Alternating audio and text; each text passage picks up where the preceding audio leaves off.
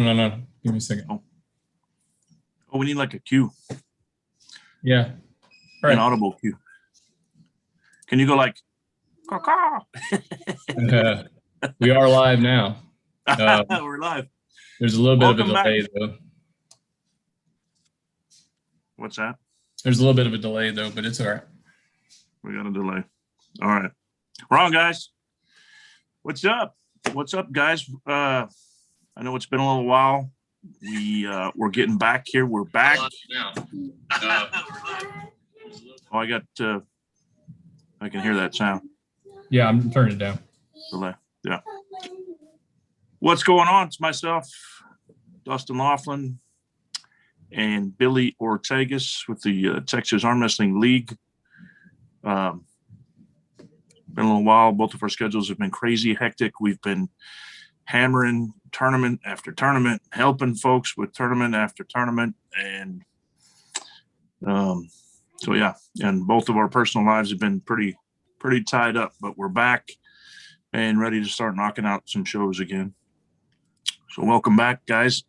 And we're excited today. This is something we've been wanting to do for a while, open up a community chat, discuss some things, answer some questions people might have. Have a lot of events still to coming up this year. We have the ladies only tournament coming up May 29th, San Antonio, Texas. I believe it's first of its kind, if I'm not mistaken, Billy. I can't say I've ever heard of a ladies only tournament before. People are probably thinking that we might be a little cray, but we're going to do it. And I think it's going to work. What do you think? Yeah, I definitely think it's going to be good. I'm curious to see what we got as far as the turnout goes. It's going to be it's going to be interesting. I'm still trying to get all this set up. So fantastic payouts. $500 first place. I think there's 3 different weight classes, if I'm not mistaken. Also, second place is paying out $250, and third place is paying out $100. So should be a pretty good event there. Next up, we're going to have our Eastern Qualifier over in Conroe, right? Lake Conroe. Yes. So beautiful venue over there, a place called The Wave. They're excited to have us. We're excited to be there. So come on out for that. I know it's starts getting close to the national events that are also going to be, well, those will be in the Dallas area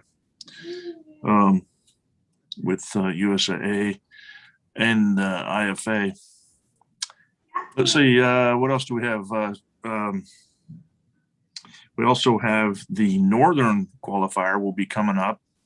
And I don't have my schedule with me, but I believe that is August. You have to bear with me today, guys. My internet's down, so we're on my phone. It's going to be the beginning of August. I'm thinking first weekend-ish, but I don't know if we've solidified a for sure date. Right. What? I can't sit back from the camera. Like, I'll be across the room. So, all right. Have we got anybody on yet to chat, or what's up? Nobody's in the chat yet. Nobody's wanting to come in yet. So I'll give it a minute. I just posted all the links. So. Oh, okay. Good. No hurry. No hurry.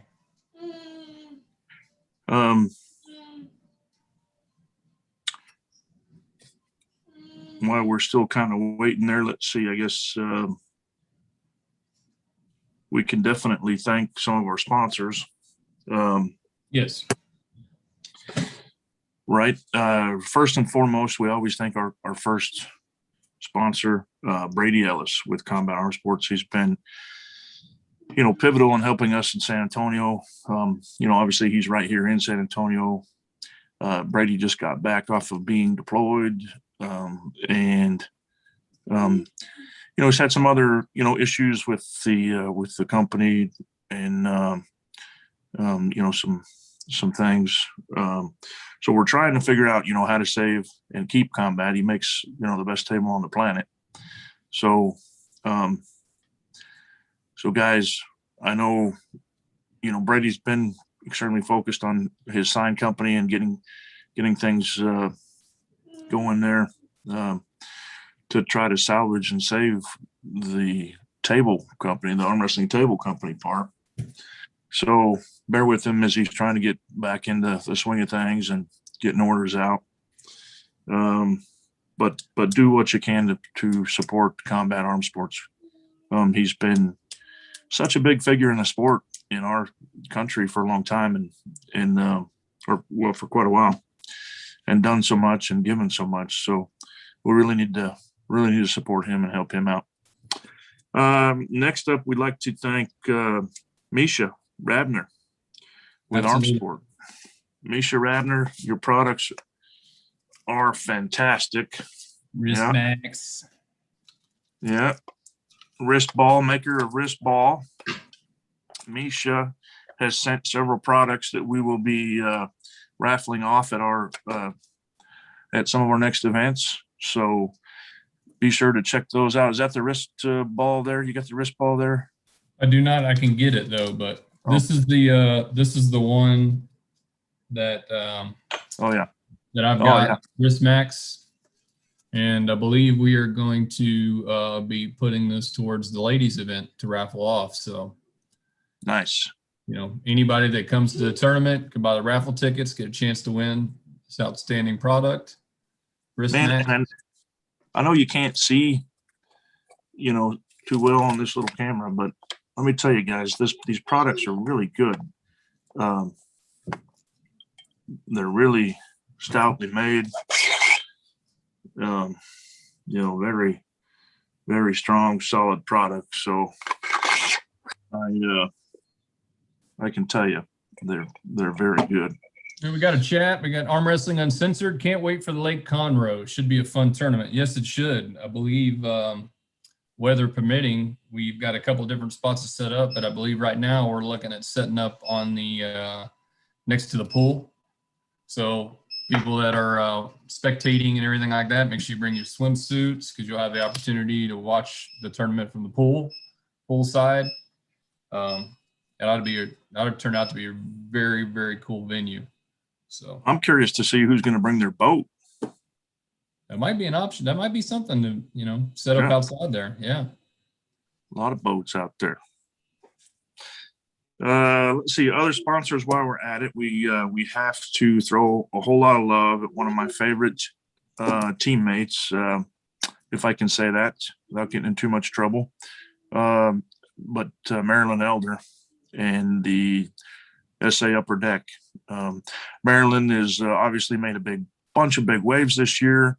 In the ladies division, she's been pivotal in helping get the ladies tournament together. Of course, along with Sarah McKinney, Sarah Collins McKinney, pardon me. And we'll talk more about her in a minute. But Marilyn, thank you so much for everything you do. We appreciate you very much, both as a teammate and as a venue for our practices and this historical first ever, women's tournament as far as we can find out, right? Or that we've found out. So, yeah. So thank you, Marilyn. Thank you, Valerie. Valerie's also a big part of that. And then let's see, they've also secured some additional sponsors. One of the big ones that they've gotten recently is Twisted Tea. So Twisted Tea, guys, if you can show them some love, Twisted Tea, they're helping us out. So buy Twisted Tea. I'm going to be checking them out. Let's see. What am I missing, Billy?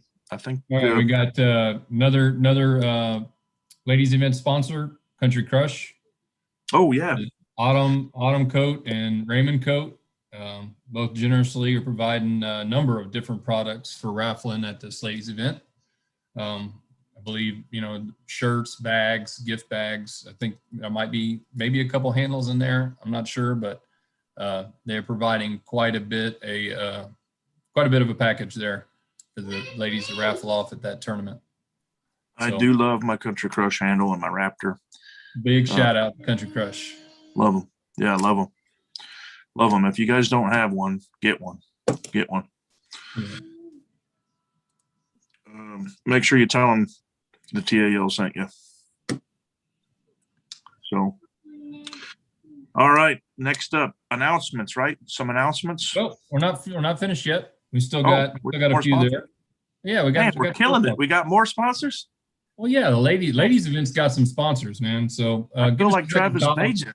We're running through some sponsors there, and next one we got NatFit Tulsa. Angie. Oh Fuller. yeah. Oh man, how did I forget those guys? Well, I don't know. That's why I'm here. Okay. Yeah.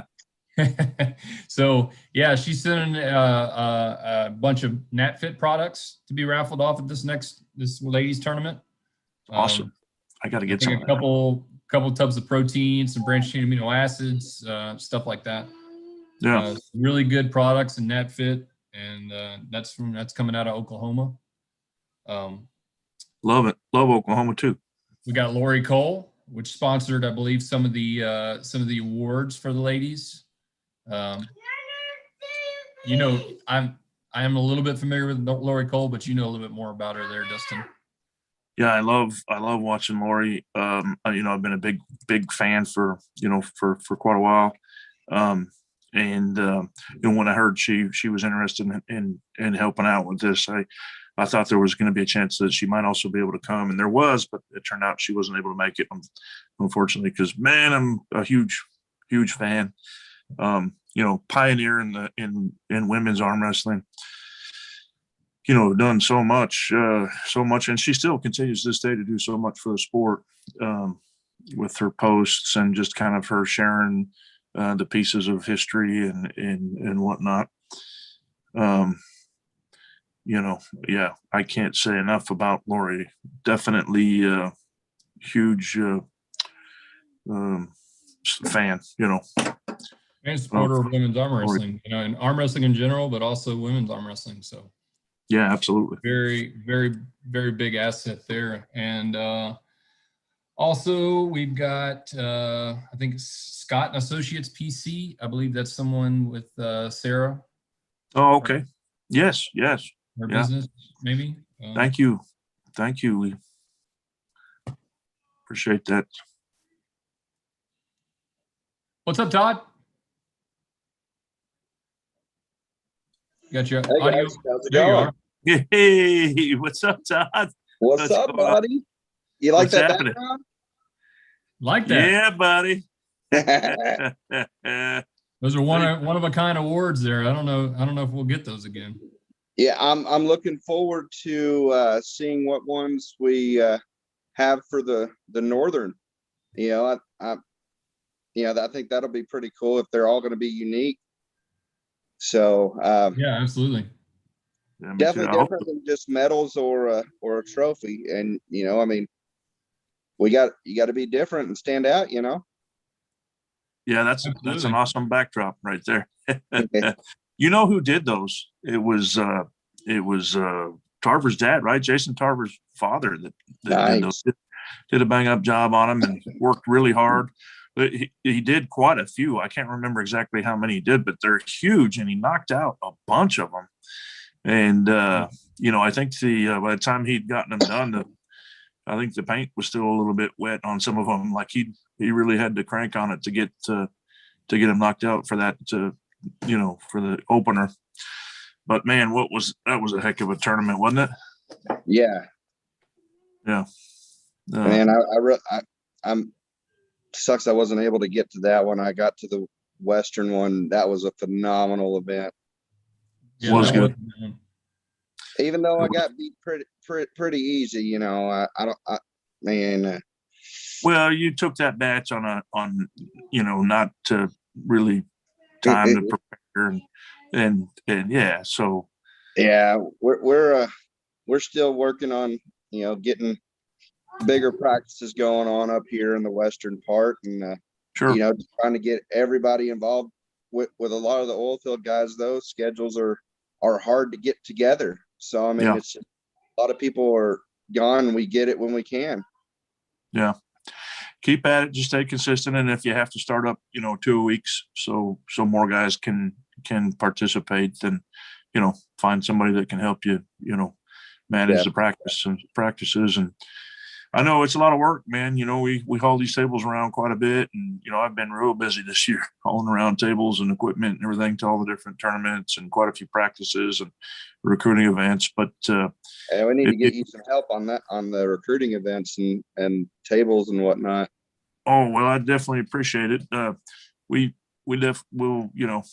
we're going to keep hammering it. We'll keep hitting it. It's, we're starting to see quite a few results paying off. You can see it, in many ways by, the attendance at the tournaments and participation and stuff. And the thing is, it just, you go through quite a few folks that and you just have to know, as somebody who's teaching other folks to arm wrestle, you're going to go through a lot of people before you find the one that wants to stick around and be a teammate.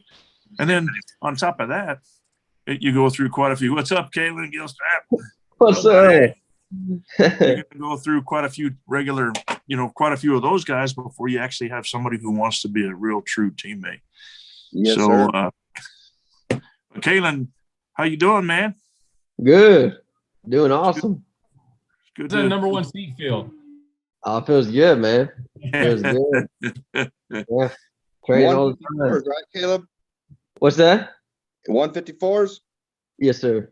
We got someone up here in the Lubbock area that's coming for you. Awesome, man. Bring it. Bring Nice. it. Yeah. You got a super match coming up, don't you, Kaylin? Yeah. Isaac Luna. I was going to ask about that one. Yes, sir. Yeah. Where's that going to be at? The Michigan?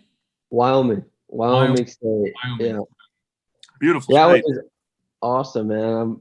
Keith was actually trying to get Sam Popsher down for the June 5th or the East, or is that the East?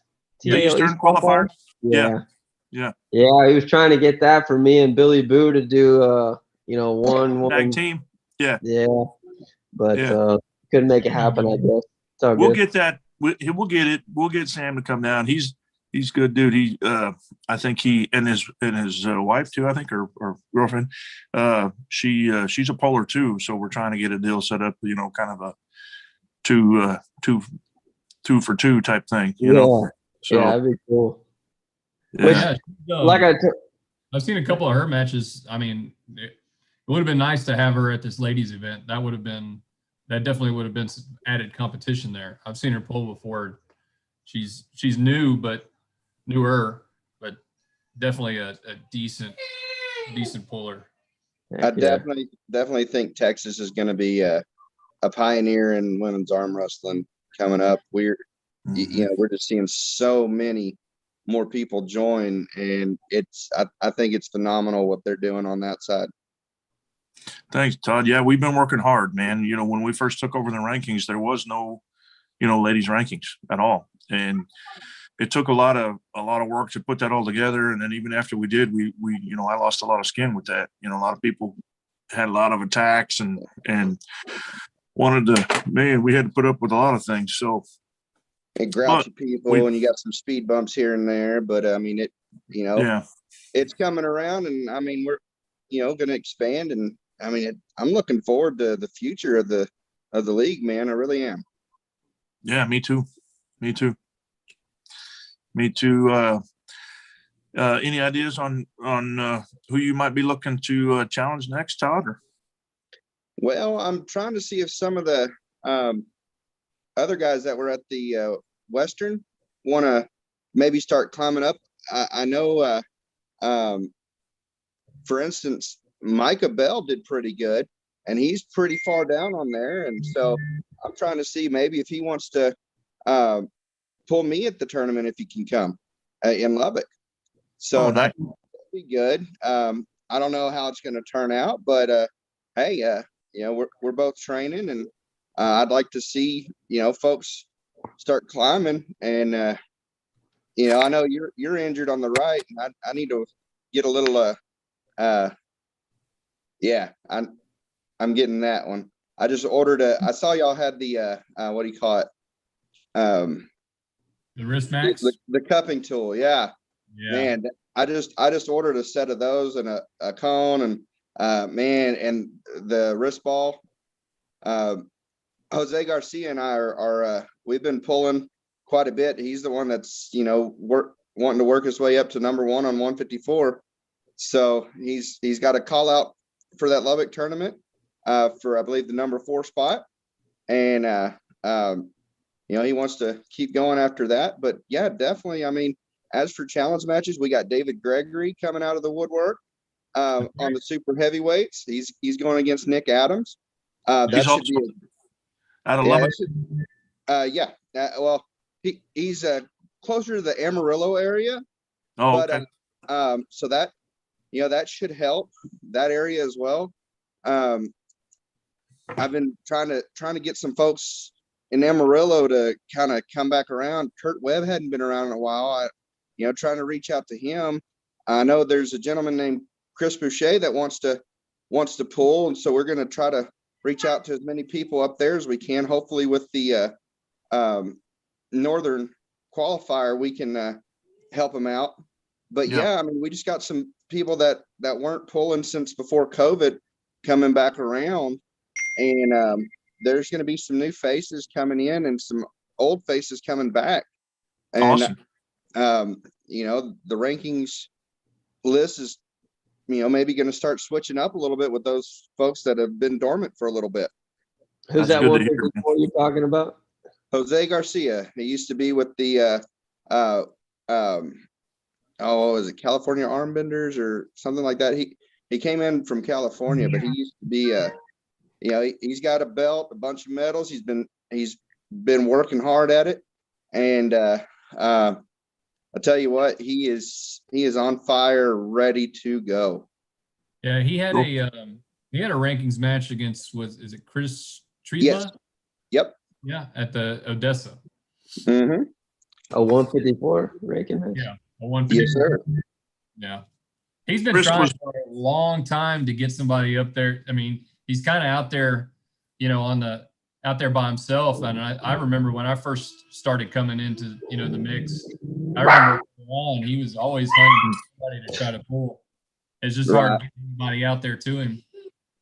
Yeah, we definitely got to, and I'm going to work with him to get him to a few other places too. Cause you know, any tournaments that we go to, him and I travel together because it's always good company, and him and his wife are awesome. Unfortunately, well, not unfortunately, but his wife's pregnant right now. So congrats to her. She's an amazing puller. And she's going to be something to be not someone to be taken lightly when she comes back around after you know, after this kiddo is born and she gets her time in. She's broken a few hearts around here, and she's pinned many guys up here. Her hand is just amazing. I didn't realize she pulled. She helped, or she's been doing a lot with the practicing, but just like a lot of the other, you know, female pullers, there hasn't really been much spotlight on it. Yeah. Or not as much as there is now. And now that there's more spotlight, I mean, I think she's excited. I'm excited. I definitely, you know, want to see more of that. And then kids as well, the youth divisions, man. The kids are hot right now, man. Yeah. My 5-year-old daughter is raring to go. Yeah, man. The best match at Garland, or at least my favorite match anyway, was a kids match. Yeah. And I forget the little guys' names, but I'll tell you right now, out of the most recent videos out of Garland, the kids, the youth division video it won't be long. Maybe in the next 2 weeks or so, I would expect the thing to be up around 1,000 views. It's killing all the other videos right now. Yeah. And El Paso, those kids over there or the kids from El Paso, they don't joke around. Those guys got those kids trained up. I mean, Mark Perez, Western director, and his club over there, the Western, what is it, guys? The Western whatever, the Western guys over there. They killed it with the kids, man. Those kids, some of those kids got better technique than me. I mean, which doesn't say much, but I mean, still, it's pretty good. I mean, Dustin, when they're trying to grip a softball, it's kind of hard. Yeah. Yeah. You're talking about this right here? You're not getting higher up, or you're not going to climb on you. I tell you that. That's kind of Well, especially with someone with the T-Rex arms, you know. Yeah. So, Kaylin, tell me about this match you got coming up in Wyoming. Well, I hadn't heard of the guy until y'all know John Breda. Yeah. So he become a real good friend of mine. When I was working at Hurricane on the coast. I think he lives somewhere in Vinton, Louisiana, somewhere close there. Anyway, we got to training and hanging out, I guess, a little bit, and so we communicate a lot. Anyway, so he knows my plans. We pulled a lot. He showed me a lot of things on the table, and so he kind of looks out for me. So he saw, I think it was Corey Miller and maybe Isaac as well, posting looking for a super match shortly after, within a week after Garland.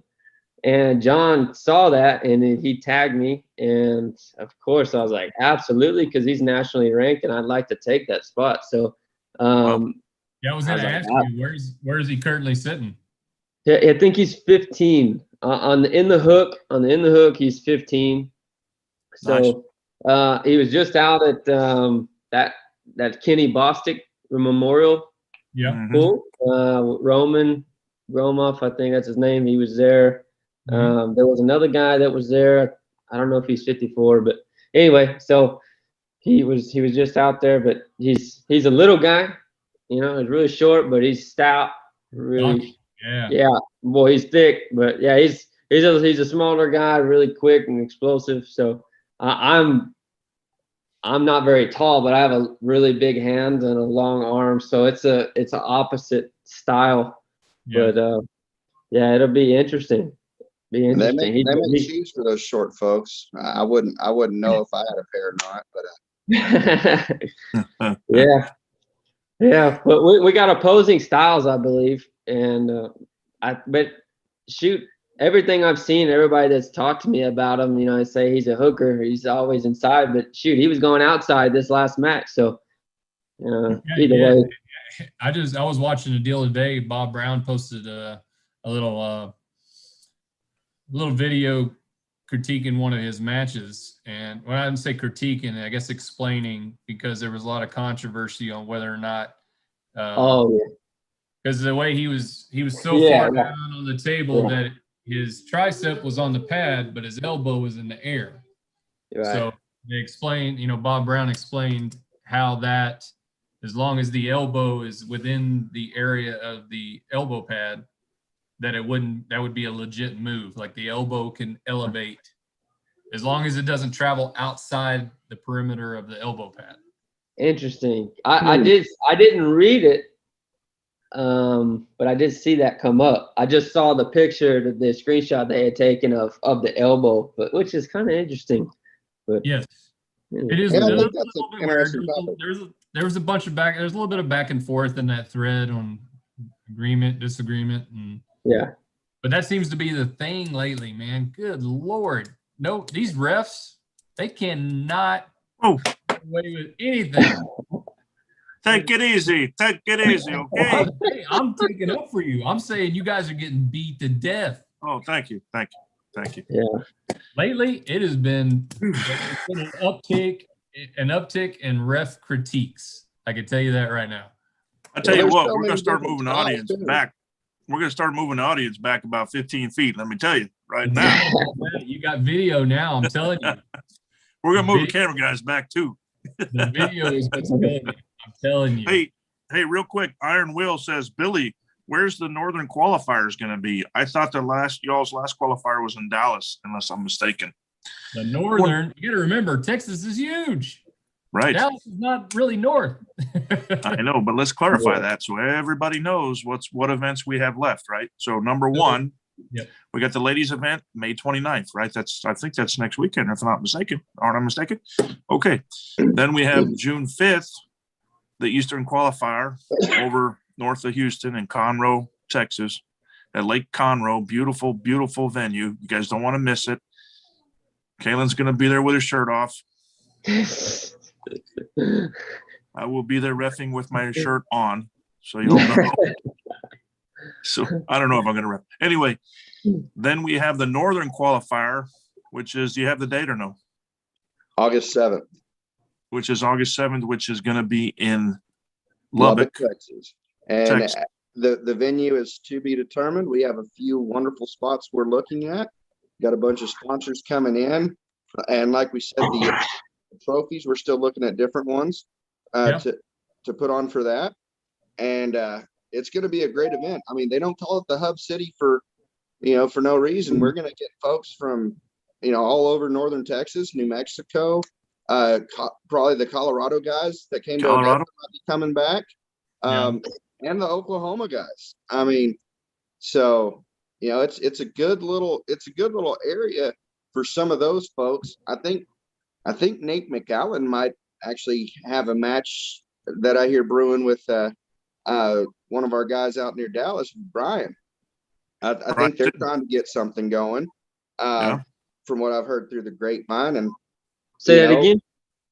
I believe Brian and Nate McAllen might be having a match out there. Oh, okay. If not, we want to see it. Brian Sitton? Yes. Oh, okay. I have to talk to him about that. Nate McAllen ran through a lot of people at the Western. I mean, he ran through that, just about everybody there. Pretty much everyone there. And big boy. He is a big boy. Now, what's neat is, David Gregory and Nate used to pull together a lot. Mm-hmm. I'm not going to tell you who won because that might affect the challenge matches that we have going, but it's gonna be good. I mean, I got 500 on each hand for David going right now, so wow. That's how confident I am in big old boy out there. And then of course we got number one Ronnie Morales out there. He's going to be out there pulling. That train's going to be hard to stop. So we welcome anybody in his weight class to come on out and try it.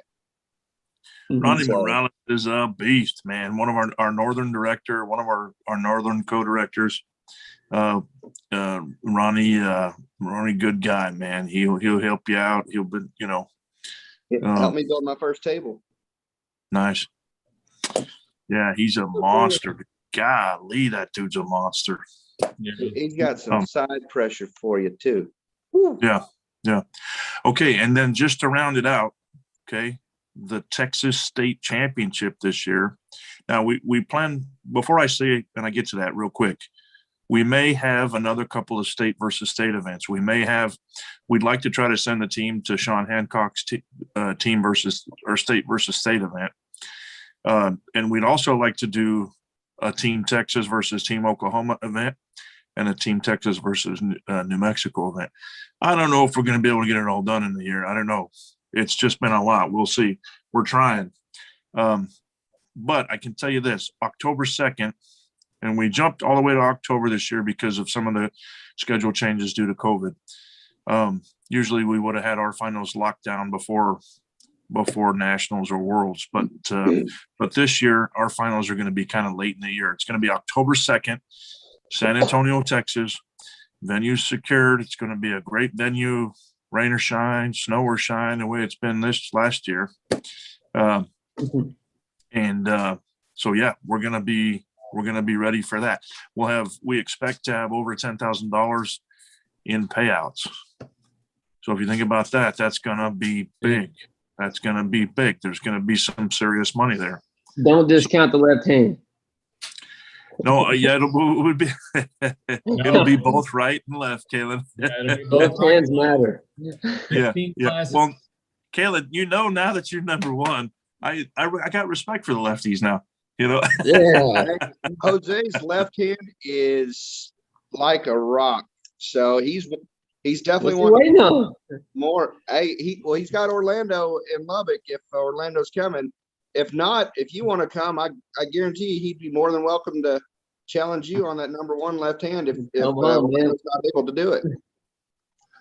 Come on. That's fine. I don't mind making $200. So That a boy. Yeah.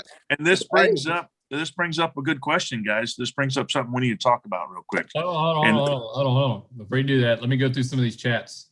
Uh-oh. Oh, we got some chats. All right. Yeah. We got Roger Bailey Learn in the chat. What's up, Roger? What's up, my Beast. Texas brothers? He's a beast.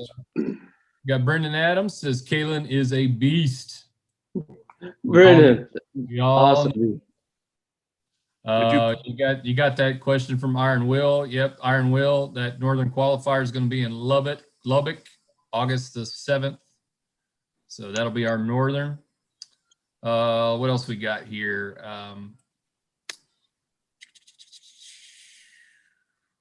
What's up? Vengeance Arm Wrestling is in the chat. We got Brendan Adams. Yeah, Texas, Louisiana was fun. That was a very cool event.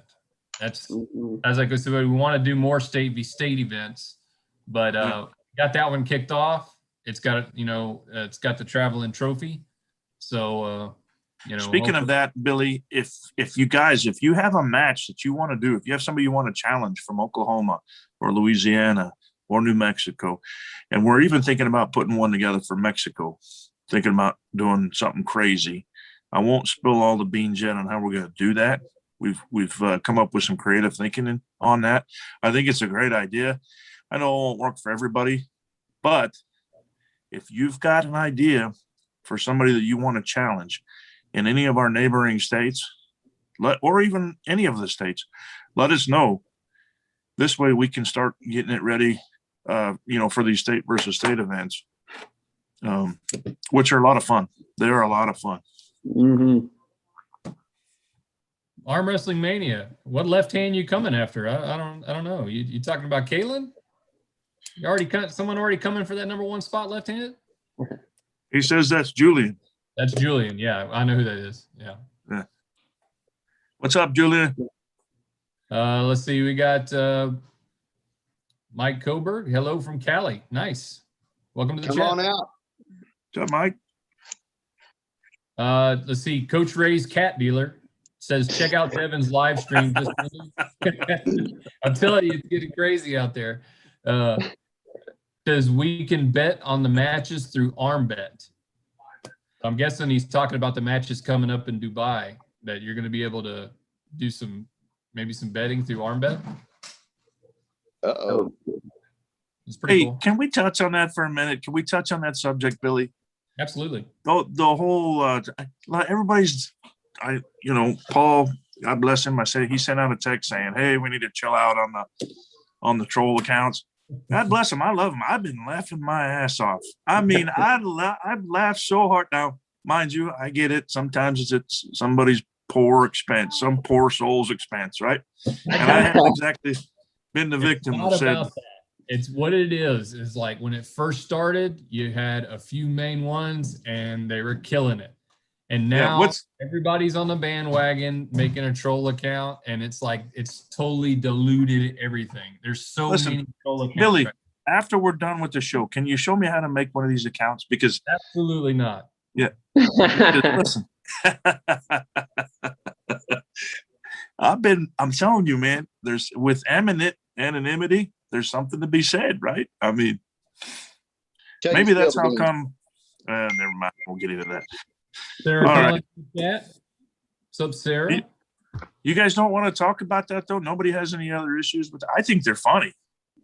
No, I don't have any issues per se. I don't care. It really doesn't bother me that they're trolling people or anything like that. I'm just saying there's so many of them now. It's like everything you see is, Well, we had one, I think, going towards Robbie Burnett a while back. Saying the guy saying, "Hey, I almost ripped Matt Matt's arm off. I'm coming for Robbie now." And there was a big thread on it for a long time, and then everyone was just like, "Yeah, I don't think this is real." It just started getting too fishy. And so, yeah, Dude, that all you one gotta was fun do- for a minute. All you got to do is piss Robbie off, and he will Flash pin mess up everybody. your day. I about said something I'm not going to say, but he going to mess you up. All you got to do is piss him off. That's it. Did you see him destroy at Gnarlygar? My God. And he just got a little bit upset at that the rules weren't WAF. The rules were WAL. Well, NAL, pardon me.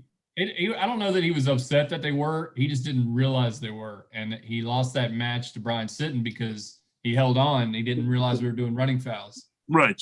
Yeah. Well, that's he what I held meant. on, Brian Penny, Yeah.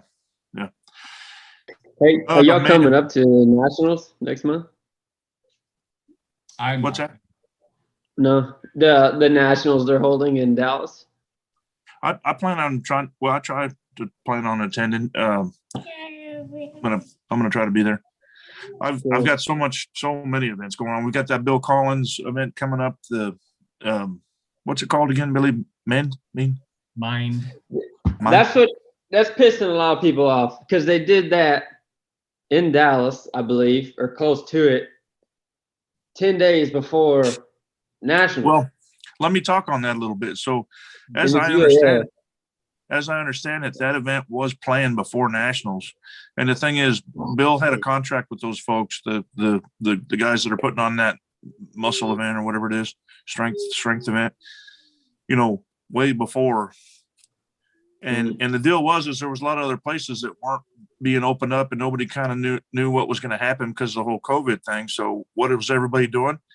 Hey, let's go to Texas. They're open. So yeah, I mean, it's benefited Dallas, but the thing is, I think there has been a flood of events this year in Texas and Dallas especially, and I mean it's good for Dallas pollers because they have a lot of choices and options, but it also fly in the airport there. yeah, I think in some ways it also kind of is like, well, it affects the total, output at some of the tournaments. You're not going to have as many people show up. Well, those are two really, really sought after, from what I can tell. Anybody wants to hop because it's the UAL. Anybody wants to hop on that. That's going to bring people, especially mine. They're doing their whole new thing now, and then of course Nationals. That's a no-brainer. So especially it being right in Dallas. I mean, it's just disappointing. It's disappointing that. The thing that we decided to jump on, and we're trying to support everybody who wants to come and do things, but for our number ones this year, and in fact that includes you, Kaylin, that champion fund's all going to go towards supporting you guys to send you all the worlds, if you can make it. So it should be a pretty good little. Well, there'll be a little chunk of change there to kind of help things out. Maybe it'll just buy a night in a hotel or something, but it's not all that often that we get worlds in the US. So with them being in Orlando this year and it kind of being a little different because of the whole COVID thing. I don't know. What's that? Who's COVID? I've never heard of her.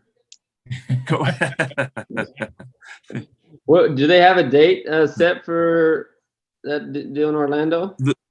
They do. It's end of September, maybe. I can't remember. I think it's I want to say the 15th through the 20th. So it's like a 5-day event. Yeah. So you've got to plan a week, travel time, whatever. But if you check out IFA and their website, it's right there under the events. I think it's the second or third event there. All right. Chats are doing good, man. Let's go through this real quick. Let's do it. What's up, Sarah? Yep, Sarah's in the chat. Mike wants Wrestling says, let me get that left hand, Kaylin, and I just got to lose 150 pounds first. Who's that? Vengeance Arm Wrestling. That is Julian, no? No, he's Arm Wrestling Mania. I'm drawing a blank on the guy's name. I'll get it here in a minute. But let's see. Coach Coach Ray's cat dealer said, yep, that's exactly what's happening on Arm Bet. You can bet on those matches in Dubai. Mike Coburg. Oh, come to Cali. Love you, Coach Ray. Love you. No, this isn't Coach Ray's. It's Coach Ray's cat dealer. Oh, that's cat dealer. Yeah. Well, we love Coach Ray's cat dealer too. Mike says, come to Cali for State v State. You know, venturing out of the state hasn't been off the table for TAL. It's come up a couple times. We're not quite there yet, but That's a good clash, though. Texas versus California. yeah. That's a good clash. Especially since a lot of people from California are moving to Texas anyways. I mean, you know. Yeah. Yeah, point. we don't want to go there. Y'all got to come to Cali from Cali over here because we just can't do the mass thing anymore. Man, I think we need to take our time on that one. Let's try to pick our battles before we go take on those boys from California, man. Levi Knight says, hey, Kalen, Zach told me to ask you what that right hand do. It's coming, man. I hope they're still on. It's freaking because it was an accident at the Garland tournament. I signed the wrong paper. And so he didn't call my name for left during the tournament. He called it for right. I was like, what the hell? Because of the injury, I don't do that. Well, anyway, I went ahead and pulled on the right, and it surprised the hell out of me. I thought I was just going to get flashed, but it held on a lot more. So now I've been paying attention to it and working it, and it's coming along. So it's not where it was, but it's a lot farther than I thought. So it's coming. Y'all be ready at the next one. I'm gonna start entering back in on the right side. So now you gotta go the way of the pumpkin with the right arm now. Oh man. You gotta let the left one lag a little bit and then bring this right one up. That was a fun time, the way the giant pumpkin works. But I care too much about the left. Just I gotta bring the right back.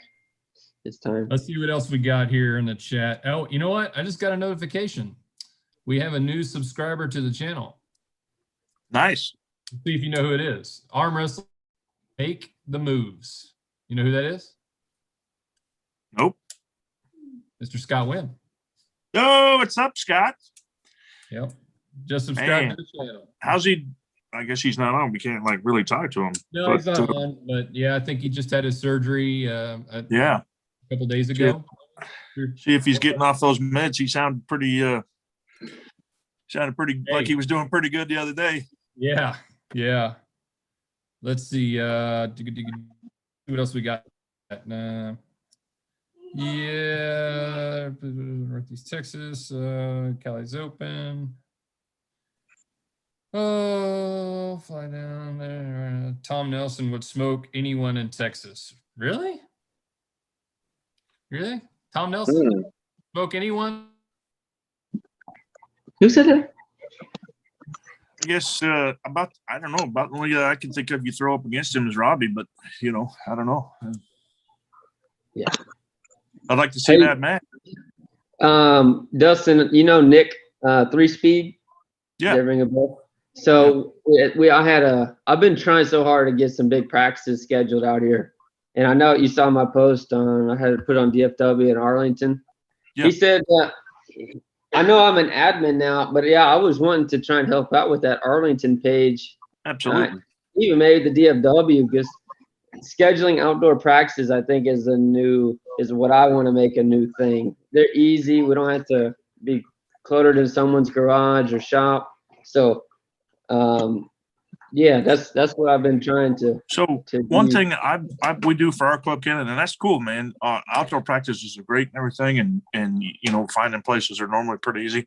One thing that can kind of help, and this kind of goes out to everybody, that are kind of help running some of these pages. For those of you who don't know, we have about 50 something clubs started in Texas, and I know, Todd's helping out there and you and a bunch of other guys. And one of the things that helps us is to start developing relationships with venues. So what I recommend is go around your city or your area and find venues where you would like to have a tournament, and just talk to them and go and say, look, can't promise anything on a tournament right now. Tournaments, or there's only so many tournaments you're going to be able to have in a area at a certain time, or in a state, let's say, in a certain time frame, within the year, let's say. So, but just say, look, what we'd like to do is we'd like to start holding practices here. A couple of examples like Kima, to start holding practices there on a regular basis. This way, you start developing a relationship with both the management business side of it, with the staff, so they're familiar with the sport, they're familiar with the pullers. I like the idea of that because you can, and also you're going in there, you're spending money, and so when you go to them and say, hey, we'd like to come have a tournament there, and we'd like to help sponsor and help out, pitch in for prize money or trophies or whatever, then they're able to help. And since you've been going there all year or for the last couple of years, then it's like no big deal because you've made a big impact in their financial situation, right? Yeah. I like to have practices, at a place, maybe somewhere starting around 5 to 8 or 5 to 9 or something, and usually they go much longer. But you kind of give it a time frame where you cut it off, because then you'll have people showing up all the time. And then the other thing is, when you're first starting out, you don't want to just do it with one place. You want to have 2 or 3, maybe even 4 places. So maybe one week you go here, the second week you go here, the third week you go here, and the fourth week you go to another place. Hold on one second, guys. Let me see. Hold on 1 second. Don't hang up, okay? All right. Think someone's got a low battery over there. Oh, we see his name, just not his face. Yeah, no, and we did one at, believe it or not, Joe's Crab Shack. They had a little back room. We set up 2 tables there, and man, we had about probably 20, 25 pullers. All right, sorry about that, guys. Let's see. Hold on. That was a fun one. So Yeah, I don't mind reaching out. We just have said, like, Brian's over in West Fort Worth. We got some guys up in like the Colony, which is North DFW. Then we got Adam, who's good ways east out in towards Lone Oak. And then we got Danny Gillian, Robbie, Top Roll Low. They're out Rockwall area. So we got everybody spread around. I've been trying real hard to get it. And there's so many events going on, so it's kind of tough. But trying real hard to get them in a central location. Well, I'd like to maybe get in a venue. That would be cool. But just find somewhere central where everybody can get together and have a big practice instead of split up all the time. What's that? Oh, yeah. Yeah. I don't think they, honestly, if they have a place, which most of the time they do, they wouldn't mind. Obviously, now they were sponsoring the WAL, so that shouldn't be a problem. that place was packed in 2019 out there. Oh, Man. Yeah. now I'm having to. There he's there. All right, guys, can you see me back there, guys? Yeah, you're sideways. Oh, okay. Yeah, I got it. There we go. Sorry about that. So sorry about that, guys. We had a little technical difficulty there. Billy got kicked off, and then when I went to go try to get him back on, I got kicked off too. So there he is. We're both back. So that scared me a lot.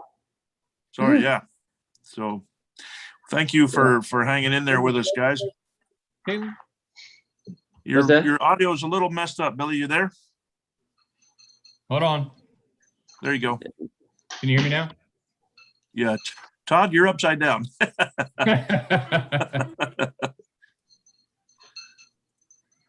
All right. And your mic's off.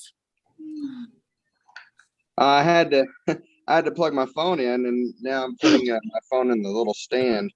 Because at first I was just going to turn it upside down. I'm like, nope, my picture's there we go. That's better.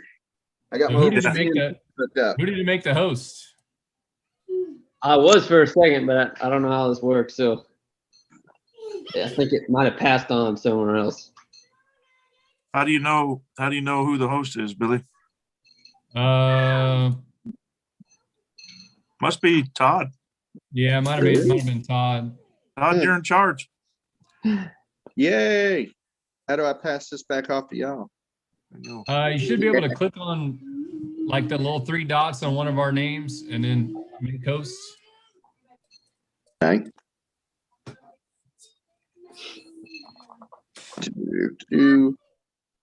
What happened, Billy? Did you get All right, booted yeah, or what? Cool. I'll be right back, fellas. All right. What were we talking about? I'm sorry, guys. Well, me and Todd kept talking. We were talking about the venues and stuff for practices, and I was just explaining that, like I was telling him, we got Brian out in West Fort Worth. That we have a consistent group every Sunday.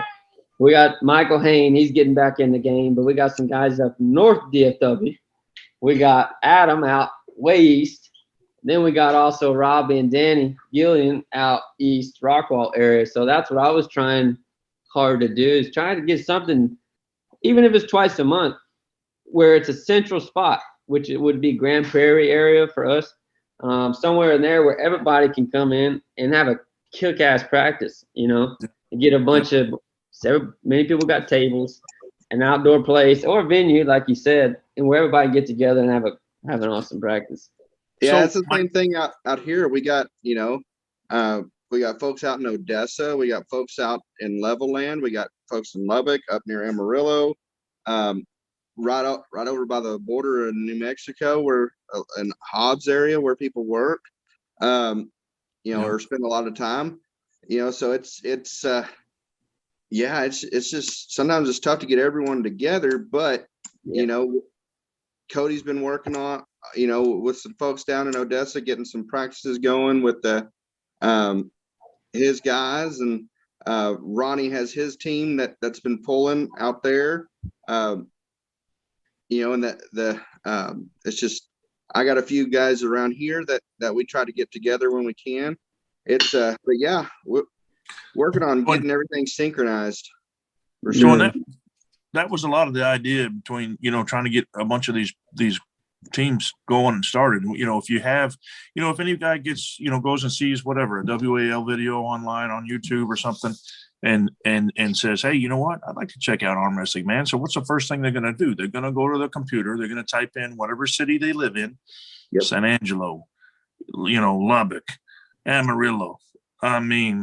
Wherever it is, right? They're going to type it in and they're going to say arm wrestling. Well, we want a group to be able to come up so they can find them, so they can find the local most experienced guy, right? A pro in their area or whoever's closest to them that can start to teach them, number one, the safety part of it. Because, right, that's the first and foremost. That's the most important thing. Obviously, injury can be a huge thing in the sport. And so, but, that's on that, while we're on that subject, and it's a hard thing to overcome, right? Everybody, you all know, anytime you try to teach arm wrestling, everybody's like, oh, no, man, I can't break my arm. I can't have any problems, right? Mm-hmm. Well, Leonard put it in some good words for me recently about how, we could all be out. We all love playing baseball, right? Everybody loves baseball. You could be out playing baseball, get hit by a pitch, and get killed, right then and there. That's not going to happen to you in arm wrestling. I mean, granted, a break is pretty tragic, or it's pretty traumatic, but it's not life-ending, You got two of them. Yeah, I mean, for one, you got two already. That's right. It's a good point. And for two, it may require surgery, may not, whatever. But usually, they get you patched up and you're back in business in a matter of months. So anyway, going back to venues and that. So I think it's also a good idea, Kalen, and the reason why is the liabilities of it. And I'm sure I'm going to get a lot of comments on that. But if you're constantly having practices at your home or whatever, I mean, I don't know. I think that kind of opens you up possibly to some liabilities. And I think also too, for some folks, maybe some security issues. I think it's probably a good idea, to have it maybe a little someplace like, at a restaurant, at at a gym, you know, at someplace a little more public, just because number one, you can develop those relationships with the sponsors. Number two, you lose that liability. Number three, you know, you're not having to, you know, clean up after a bunch of whatever. But Yeah. anyway, that you kind of get the idea anyway. That's why we kind of do it the way we do it. And Yeah. yeah, when y'all were off for a second, what we were talking about, you know, all of us guys, we in the Lubbock, Odessa area, or Lubbock, Midland, Odessa, all that area, a lot of folks came in and we went to Joe's Crab Shack. Man, that was a blast. We had a lot of people show up. We probably had 25 people there, you know, and I mean, it was pretty neat. I put stuff out on ArmBet, you know, here in Lubbock. I put stuff out on the pages. Cody brought a lot of people. Ronnie brought a lot of people. It was really fun, you know, just little places like that too. I mean, some of these bigger chains, B-Dubs,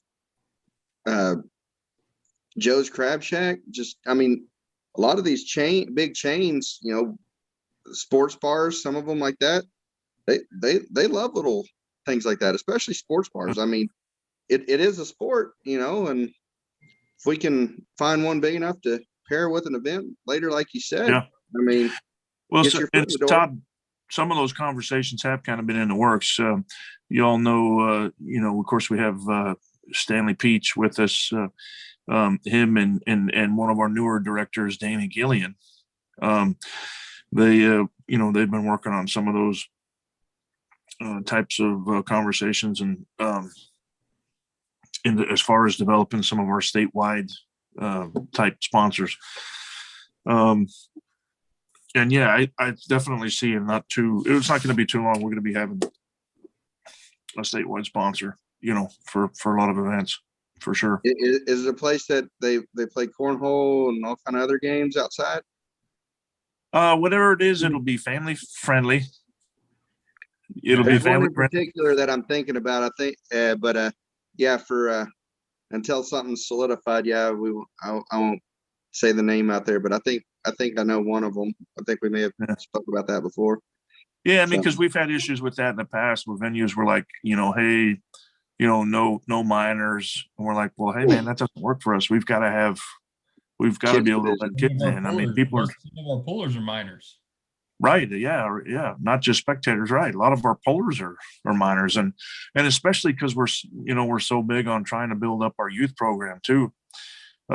Granted, it's still, you know, kind of just getting started, but we're committed to it. Many of you have seen our newest combat arm sports table, the youth table. And man, that thing's awesome, man. I have the prototype right here. Boom, San Antonio, Texas, right here. What else? All right, cool. Venues, I think we kind of knocked that out. Building the teams, we got a bunch of new teams forming and building. I'm excited about all this new lady and women's. You know, a lot of new females signing up. So we've got a lot of new pullers. We need to be making sure we're getting with our clubs and our teams, and you know, and teaching them properly how to prepare, and get safe, and you know, do our best to keep them safe. I think some ref seminars in different areas too are going to, you know, that would be something that can help. That way we can get some more folks certified on different styles as well, because there's only one or two for, you know, certain rules, and you know, the guidelines that we follow. I mean, we could definitely use some more. That way you can get a break too, because I mean, you've been, man, we definitely got to give you a big thank you, because you've been running your butt off going around the state. Well, I appreciate that. We definitely plan on having some more refereeing seminars. You know, with TAO, we follow WAF or, you know, IFA rule sets. And so we do plan on having some more of those events. There is the occasion where, like the last tournament that we helped with, the Travis Pagent NAL tournament, you know, we use NAL rules in his tournament, and they're different, man. They're different. And so we had so many events this year with WAF rules. I think a lot of pullers weren't ready for it. They weren't, it took them by some of them. I don't know why. I mean, it's pretty common knowledge that WAL, NAL are different rule sets than WAF, IFA. But And then you got WAL setups. well, WAL is about the same as Yeah. NAL. Yeah. So, it is. I guess it kind of is what it is. I can appreciate both for their positives and not appreciate them for their negatives. So, how do you like WAL setups, Kayla? Sorry, Dustin. My buddy John called. Oh, I had to tell him I was just talking about him. So, Oh. hold on, John. Let me call you back, buddy. Oh, okay. All right. All right, bye. what's up, John? See ya. All right. So, what setup were you talking about? Yeah. How do you feel about the different rule sets, WAL versus WAF? And, you have any thoughts on that? Oh, yeah. So like absolute WAF.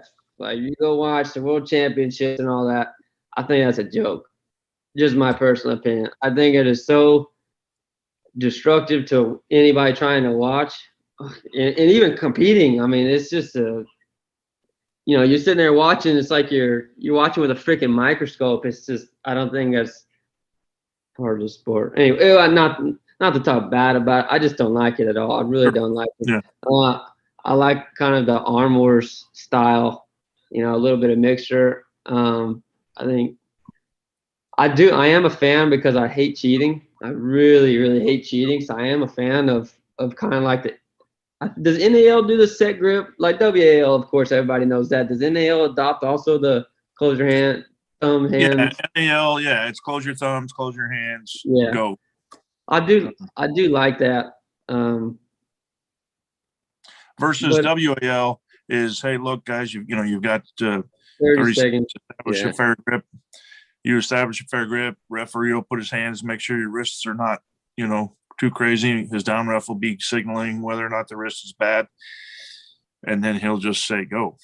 Yeah. There's no. Actually, I like the mix. I honestly. It's ready, go. It's ready, go. He'll say ready, go. And then I like how the Garland was ran. That was really comfortable. But again, I also like how y'all did at the Gnarly Gar. So this both of them fit. Like I said, I do like just having them set it. I prefer a ref script. I don't mind getting my own, but I also don't like all this fumbling garbage, man. I just want to see you stronger. And I know it's a part of the sport. It's not how I don't practice like that. I don't like that. So I don't really participate in that. Setup's definitely a big part of it. If you can find your little advantage on the setup, I mean, you got half the battle won right there. Yeah. And any good puller's not going to give up the farm to freaking let you get your setup. So it's just going to be, I don't know. It's all part of it. That's one thing, Kalen. That's one thing to sort of credit Travis's system. The NALWAL system is each setup is basically it's a ref script. I mean, it's palms together, close your thumbs, close your hands. But the ref is actually, doing it. So I don't know. Anyway, as far as rankings matches goes, we will recognize both rule sets. When Travis comes to Texas, we will, we'll abide by his rule sets. And if WAL wants to come also, we'll follow their rule sets. Man, we hope they stick around. We sure love WAL. And so we'd like to see some more of their stuff coming again. So everybody make sure you support them. Let's see. Got some chats. Where are we at, Billy? We got to attend to some people in the chats here. Yeah. What do we got? Who's there? You see, Jerry Duro, he asked Kalen, he says, how many tournaments and how long before you went pro? I don't know what classifies as pro in the sport, to be honest with you. My first time I got on a table was August 2019 in Fort Worth at the WAO event. That's the first time I ever. Same here, man. Same here. I got something on that, guys. All right. Now we might have had, there's been a lot of miscommunication from promoters doing events, right? Most of the events should be putting on, there shouldn't be a pro class, right? Money involved. It should be an open class. It's open. Yeah. Open means, hey man, this is just kind of whoever. It's a hodgepodge of whoever wants to get in it. Typically at those events, you'll also have an amateur class, right? So you have an amateur and an open. Too many times I think we have events calling them pro classes, and I think we've even been guilty of that too, when in fact it's not necessarily truly a full pro class. You'll have guys in there that are, maybe they've got a little experience. They might have been pulling for a year or two or something, but they're not necessarily pros. They may be, very strong and actually have come along and learned a lot of technique and such. But are they really classified as pros? In my personal opinion, I don't think so. I think we need to be making sure that we do have, the difference in the classes, that we make sure. And now how do you decide? Well, okay, so when do you go pro? Well, somebody, who was it, Scott or Leonard? Leonard said basically something to the effect that if your name is known in other states, in multiple states, it's probably about time that you start going pro. If you've gone and just won a couple of events around in your area, you're probably still kind of in the open, open division. It's kind of a difficult situation because we run open, we don't run pro classes. So we consider our open classes pros because we have the amateur class. But really, if you go by like what Dustin's talking about and that standard, you would technically have novice, amateur, which was what we would probably consider being more the open class, and then you would have pros. But just the way we run them, the question is basically when did you stop pulling amateurs? Did you immediately jump into that, or did you? I mean, no, I did amateur up until people started telling me to stop. It is like, okay, it's probably you can start to just stick with the open only. So I went to San Antonio in October, started in August, went to San Antonio in October, then went to Southeast Texas in December. I did well there. I won the amateurs there, both arms. And then I had several things scheduled for the following year, 2020, and then everything hit. And then I broke that vertebrae, and then went all that time until TAL September. And at that time, that was the last one that I have not touched amateur. So amateur was the last one, was December 2019. Okay. And then September 2020, from then on, has been open only. Yeah. Which has just been left. So since September, it's just been left. Man, what a ride, Cameron. Well done. Yeah. Short-lived, but Jody Williams is in the chat. Go a long ways. And it's definitely different for everyone. Some people can start out in an open class and they can do well. We've seen that. Yeah. Some people have no business being in an open class, and we saw that. You have a new guy that just thinks he's something, and gets flash pinned by someone, and then looks at the ref like, well, I wasn't ready. Everyone gets stuff like that. I think it's good. I think it's good to mix.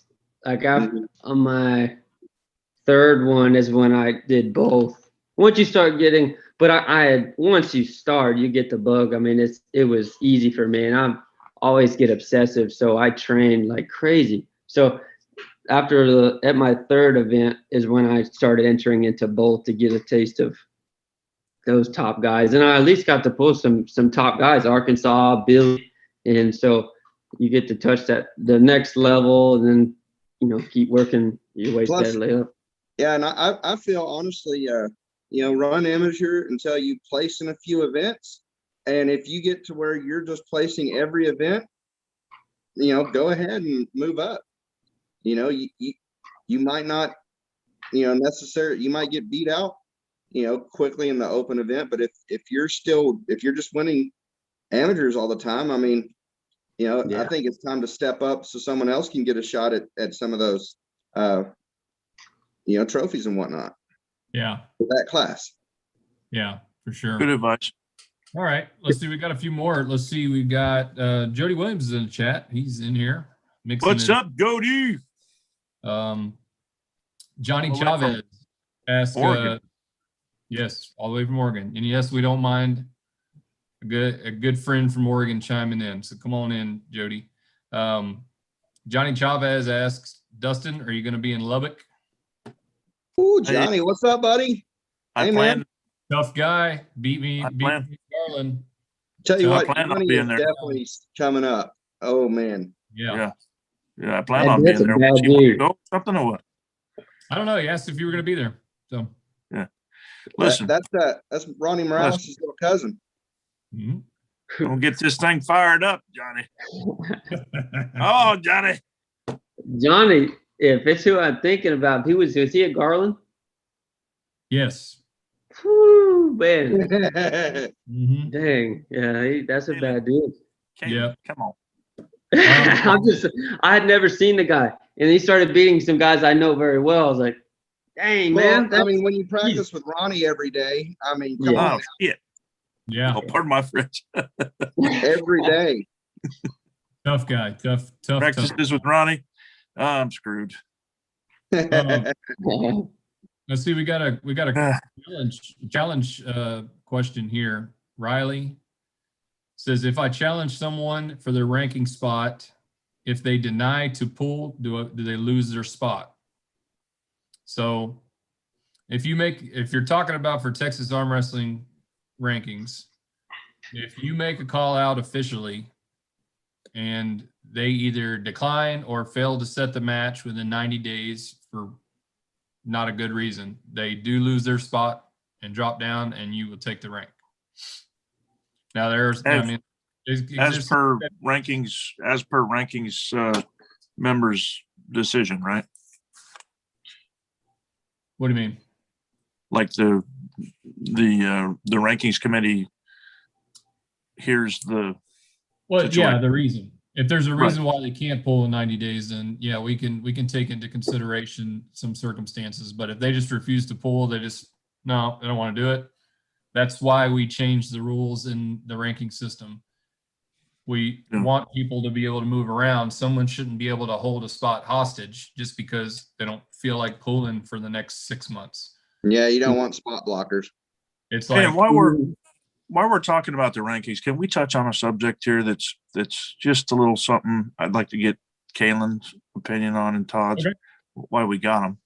Yeah. But mainly just to kind of describe why we made a rule change, right? So you guys remember that when TAO took over the rankings in Texas, that we stopped counting tournament wins towards rankings matches, right?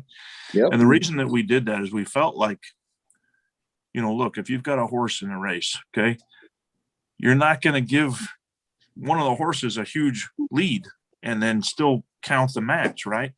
So say in the first round, Kaylin, you got to go up against, right hand. Let's say you got to go up against Billy Boo. And your second round, you got to go up against, I don't know, a guy like Jeff Hale. And then your third round, you go up against some dude. And then, I don't know, some other guy like Jeff Hale, whatever. I can't think of anybody right in a second. And then Chris, Jose, Jorge. Thank you. Yeah, somebody tough, right? And then, so you got another guy, and he had 3 easy matches in the first, second, and third round. Now comes the fourth round, you're going to go face this guy, right? Well, he blasts through you. And I was like, well, wait a minute. I just had 3 freaking dog fight, blowout, I'm all blown up because I just pulled Danny Mosier or some, so we don't think that it's fair to count that match because you just got blasted because you had 3 tough matches or whatever it was. I'm sort of exaggerating a little bit, but No, I see what you're saying. you get the idea. I think one is more professionally structured and one's more kind of for fun to be. Well, to be and completely Dustin, your honest. example, we saw that in Odessa. Chris and Jose pulled, and Jose won that challenge match. But then Yeah. right-handed in the tournament, Chris Yeah. came back and beat Jose. Yeah. But we ran the sprint before we ran the marathon. And that's what you got to do. One's a sprint, one's a marathon. You're not gonna sprint after a marathon. And I would just say that, we would consider a fresh for fresh match, more conclusive than than somebody who's just, going in there. Cause you never know. The thing is it throws too many variables into the situation. Right. Well, you can start look at it getting this to that practice table Yeah. Look at vibe. it this way. Caleb, Right. Yeah. That's exactly. Yeah. Yeah. But Yeah. I haven't been around long at all in the grand scheme of things. It's a blink of an eye. But when I got involved with Texas Arm Wrestling League and we started this is what in a competitive mindset made sense to me. And the straight up example is, Caitlin, when you went up against Keith Armbruster, all right, would you have rather taken number 1 spot after a full-blown tournament, or taking it like you did, knowing that he had time to get prepared and get ready, and you knew that if he didn't show up that day his best, it was his fault, not because he had a grueling tournament.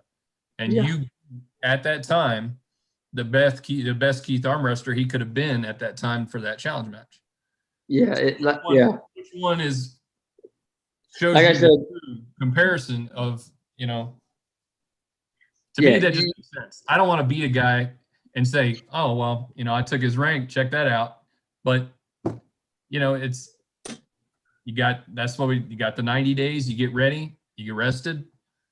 If you don't show up ready for that match, it's nobody else's fault. You can't blame it on, I got into a bunch of battles at a tournament, I lost my rank. We don't have to sit back and decide that too, because that's what generally happens sometimes too in rankings that count tournament matches, when they have to throw in variables.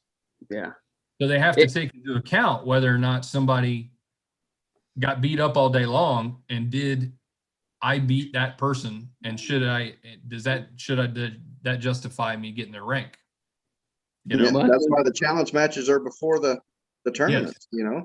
You get a trophy in a tournament, you get a ranking spot in a ranking match. I mean, yeah, that's why I said I think it's so much more. It's professionally structured, so it requires discipline, and it requires a lot more things versus you showed up at a tournament and you're able to crack off a win. Yeah, I think that's kind of like, it's more for fun. It's more backyard ranking style versus actually calling someone out officially, preparing yourself for it, and working out, preparing your body, everything to a certain day to, show up and try to win. I think that's just a little bit more of a professional look on it versus, I mean, some don't to show up on a weekend. Yeah, some don't like it, and we get it. But I think that,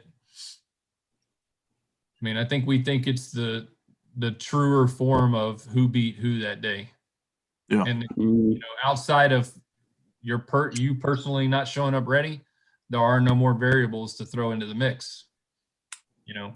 You agreed on a date, you should have come. You come in ready, you come in not ready, you get beat. That's what it is. So that's also like, go ahead. Sorry.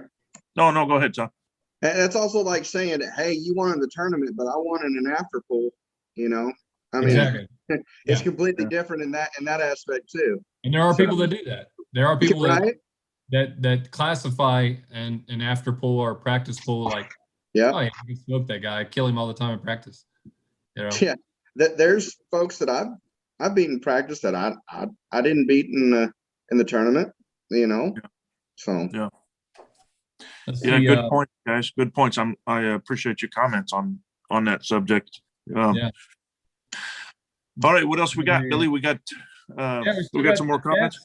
The chat's going good, man. It's going good. I gotta see if I can get to some of these. That way they don't stop. Yeah, who do we got? We have a one. Jonathan Breda says, Kalen. Is it? Wait a minute. Is it? It's not the John. It is the Jonathan Breda. John, what's up, John? Love you, man. And he says, he said, Kalen, who taught you to pull like an absolute beast? There's been many. He already told us you've been mixing it up with him. John, it's crazy because me and John have only practiced on the table together probably 4 times or so. Yeah.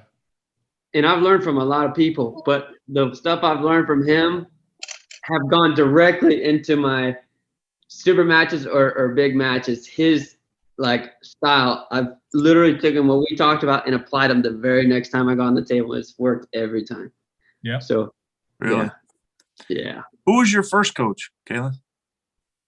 Brian Sitton.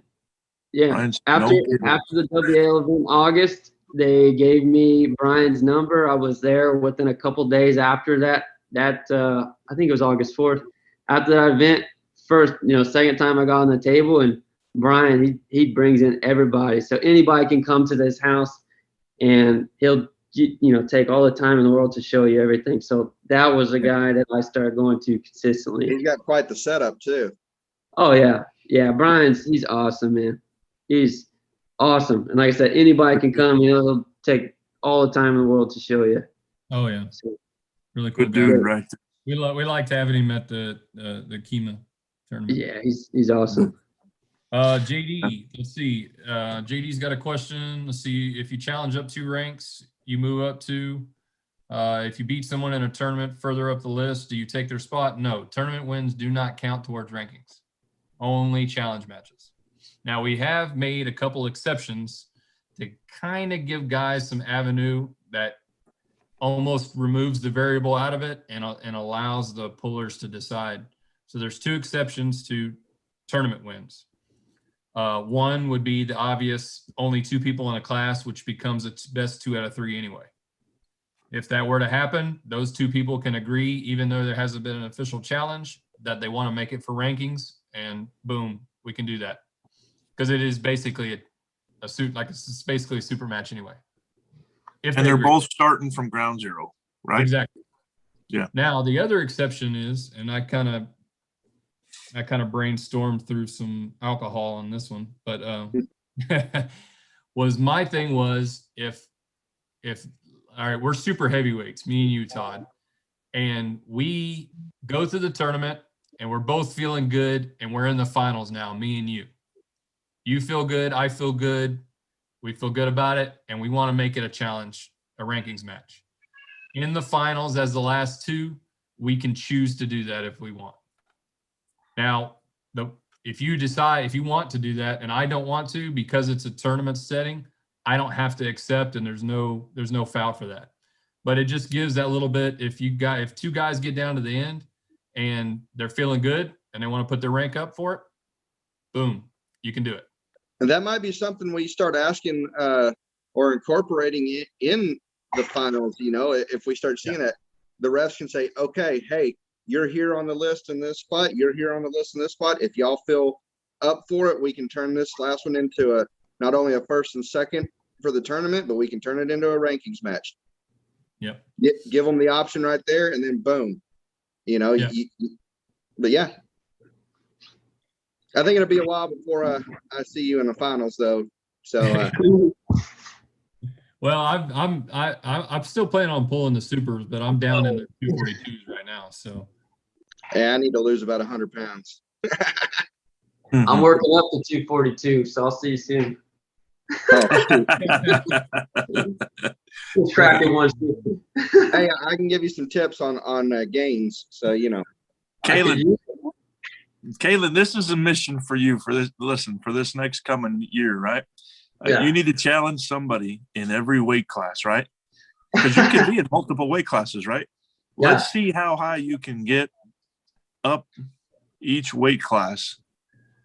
Okay. And that brings up another question I know some people have asked. When do you have to move up to another ranking class or another weight class? Say, oh, well, in February, I was 176, but in December, I was, 225, heaven forbid, something like that. What's the stipulation? I believe it's competing once a year, you get to maintain that weight class. We don't have a rule like that. Okay. So I Now, if think you couldn't defend your spot, if you can't make weight, that's the thing. So if I'm holding a 243, well, going up is not an issue because you don't have to make it go up. But let's say I'm in the 242s, I challenge somebody, I get on the list. And then I balloon back up into the supers. All right. Well, I now have a ranking in the 242s and the super heavyweights. If someone were to challenge me for my 242 spot, I would have to make weight or give it up. And how long of a period of time is 90 days. someone allowed to stay in that weight class once they've gone up? And until they get challenged? I don't think we have a stipulation there. It's just about how the challenges fall. Okay. Yeah. But you have to make weight for that weight class. So if you get challenged, you got to come down. So some of these guys that are ballooning from the 2 weight classes, now you can choose if you're moving up and you don't ever plan on going to that other weight class again, let us know, and it won't be an issue because we can just move you out of that weight class. And you say, hey, I'm going up to the 198s. I'm no longer a 176. I don't plan on going to 176. We can move you out of there, put you at the bottom of 198s and let you challenge all the way to the top. Or vice versa. Maybe you're going to be like me and lose a bunch of weight this year. Maybe. You just talk to us. There's a lot of things we can do. And even though we have some rules and stuff like that, there's a lot of things that we can do to help accommodate and certain things. So guys just got to talk to us. If they have a question, reach out. We're always talking in the director group about different things and situations, and we've hardly had to make any decisions that were kind of like, nope, not going to happen. This is the way it's going to be. We've always been able to kind of do something. And for general information, on a challenge match, on a ranking match, what is a weight stipulation? Is it just 2 pounds for clothes? Is there another one? Another acceptable circumstance? It's keep in mind it's different for rankings matches than it is for tournaments. Yes, sir. Billy, remind me, what is this? You remember the stipulation? It's really not different in the set. It has an exception. So me and you, Todd, are in the 242s. All right. You're weighing in a little heavy. Now I can agree to allow you to weigh in up to 10 pounds heavy. Okay. 10 pounds. If I don't agree, then you get 2 pounds. So if one of you both have to agree to the 10 pound weight allowance. If one of you doesn't, says, no, you know what? I'm 242. Todd needs to be 242, which means you got the 2 pounds, so you can be, 244, So you would, if I didn't agree, you would have to come down to 244. Personally, I don't like that rule, but it is what it is. And right now it is what it is. Doesn't mean it can't change, but right now. Yeah. I've been working, or my thought on it is, man, it's black and white, dude. If you can't make weight, then if you're not 154, dude, you're not 154. If you're not 176, you're not 176. I mean, that leads into a whole other conversation. I know. Yeah. That'll be a tabletop for another time, I reckon. Well, but real quick though, it's like a lot of people, and I kind of believe it too. Why isn't arm wrestling mainstream? Well, one, we have too many different rule sets. Anywhere you go, you could be a completely different rule set. 2, the weight categories, even though they're different from organization, but like this one, we allow 10 pounds. Like, what other mainstream sport would allow you to do you think professional fighters weigh in 10 pounds heavy? Hell no. They cut and then they balloon back up. But when they come in that day, they got to weigh that weight. Yeah. 154.0. So, you know, at some point, I think we're gonna have to get to that. This whole clothing allowance and stuff like that, it leads people to like not compete in their actual weight category. I mean, we can always put up a sheet and you can strip down and weigh in if you need to. Sure. I mean, every other sport does it. Wrestling does it. You know, UFC, boxing, you know. So. Yeah.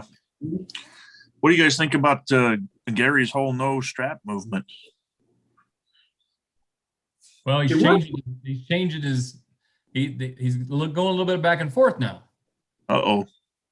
So he doesn't want a strap. I mean, that's like his original idea. So he developed this idea for his ROTN deal that he would go. He doesn't like people slipping. He cannot stand the fact that people want to get into a strap. They don't want to like hold on and arm wrestle. And Scott Wynn? You know, and Scott Wynn doesn't like that either. Scott Wynn does not like the slip, the intentional slip. So what Gary kind of thought about his tournaments was, I think, and he might be changing this too, because he's exploring a couple different options. So right now, I think he's going to run his ROTN unless he's changed it from the last thing I see. If they deem an intentional slip, it'll be a foul. If they're talking about if they slip and everything is good, then the next match they start in a power hook. All right. If they slip from the power hook and it's not intentional, then they'll go to a strap. So It's kind kind of a bit controversial because, you know, that the Bill Logston, his complaint was, I'm an outside puller. If I bust a guy's hand back and he slips, and now you're telling me, a top roller, that I've got to start in a power hook, well, you know. It's not. Yeah. Well, I mean, Like someone like me. you have a choice to have it high or low too. I mean, there's always a little room for play, not much, but. So he was talking about also going back to the Velcro straps, the old school Velcro straps, because I don't know if they're a little bit faster to put on or whatever like that. But in his last podcast with Travis just said, start off in the straps, just don't tighten it down. As soon as they come up to the table, put the strap on, but don't tighten it. Well, doesn't that go against the same thing that he was talking about, or that Gary's complaining about? It just takes too long. Well, it yes and no, because eventually he's going to have to put on a strap. So what Travis is doing is kind of cutting the middle thing out. He's kind of getting rid of the power hook deal. If you put the strap on but you leave it loose, the odds are good that someone could slip out of that, but not likely. Yeah, I got you. You just strap everybody up. Yeah. If they Hey, do Ryan, slip, going back to one thing real quick, Ryan Carter, by the way, love you, Ryan. He says endurance is part of the sport, though. Some don't pull well back to back. My thoughts on that, though, Ryan, is there's still too many variables there. You're not getting, you're not giving them both racers the same starting line. And so that's where I have a problem with it. I love the idea of who does also have the most endurance, but that kind of brings in a different strength, right? I mean, that's not exactly what the sport's about. You're I mean, 7 then. it's about who can pin who first, right? Yeah. I mean, it's not about who can sit there and hold the longest and hold the longest and hold the longest and hold the longest and hold the longest. Unless, I guess, they are pinning. They ended up being the ones that pin, but I don't know. I just don't like it. There's too many variables. yeah. You need to have a fresh ground zero, whatever you want to call it, fresh starting point. So Who knows? anyway, Things could change on the road. You never know. Well, and that also brings up, like you said, different types of straps. Like sometimes you have the thick straps, which I have right here, or you got, the thinner strap, it's just some people, have their preference. Double buckle. Do what? Go with I mean, if you want talking about fairness and whatnot, go to the double buckle. I think Albert is the one that designed that one. I like that strap a lot, Kalen. As a referee, I really like applying that strap. It's easier for me with that center line stitch to really see where's the middle. It's easier to pull it down and cinch down evenly. Oh yeah. The one with the Double buckles.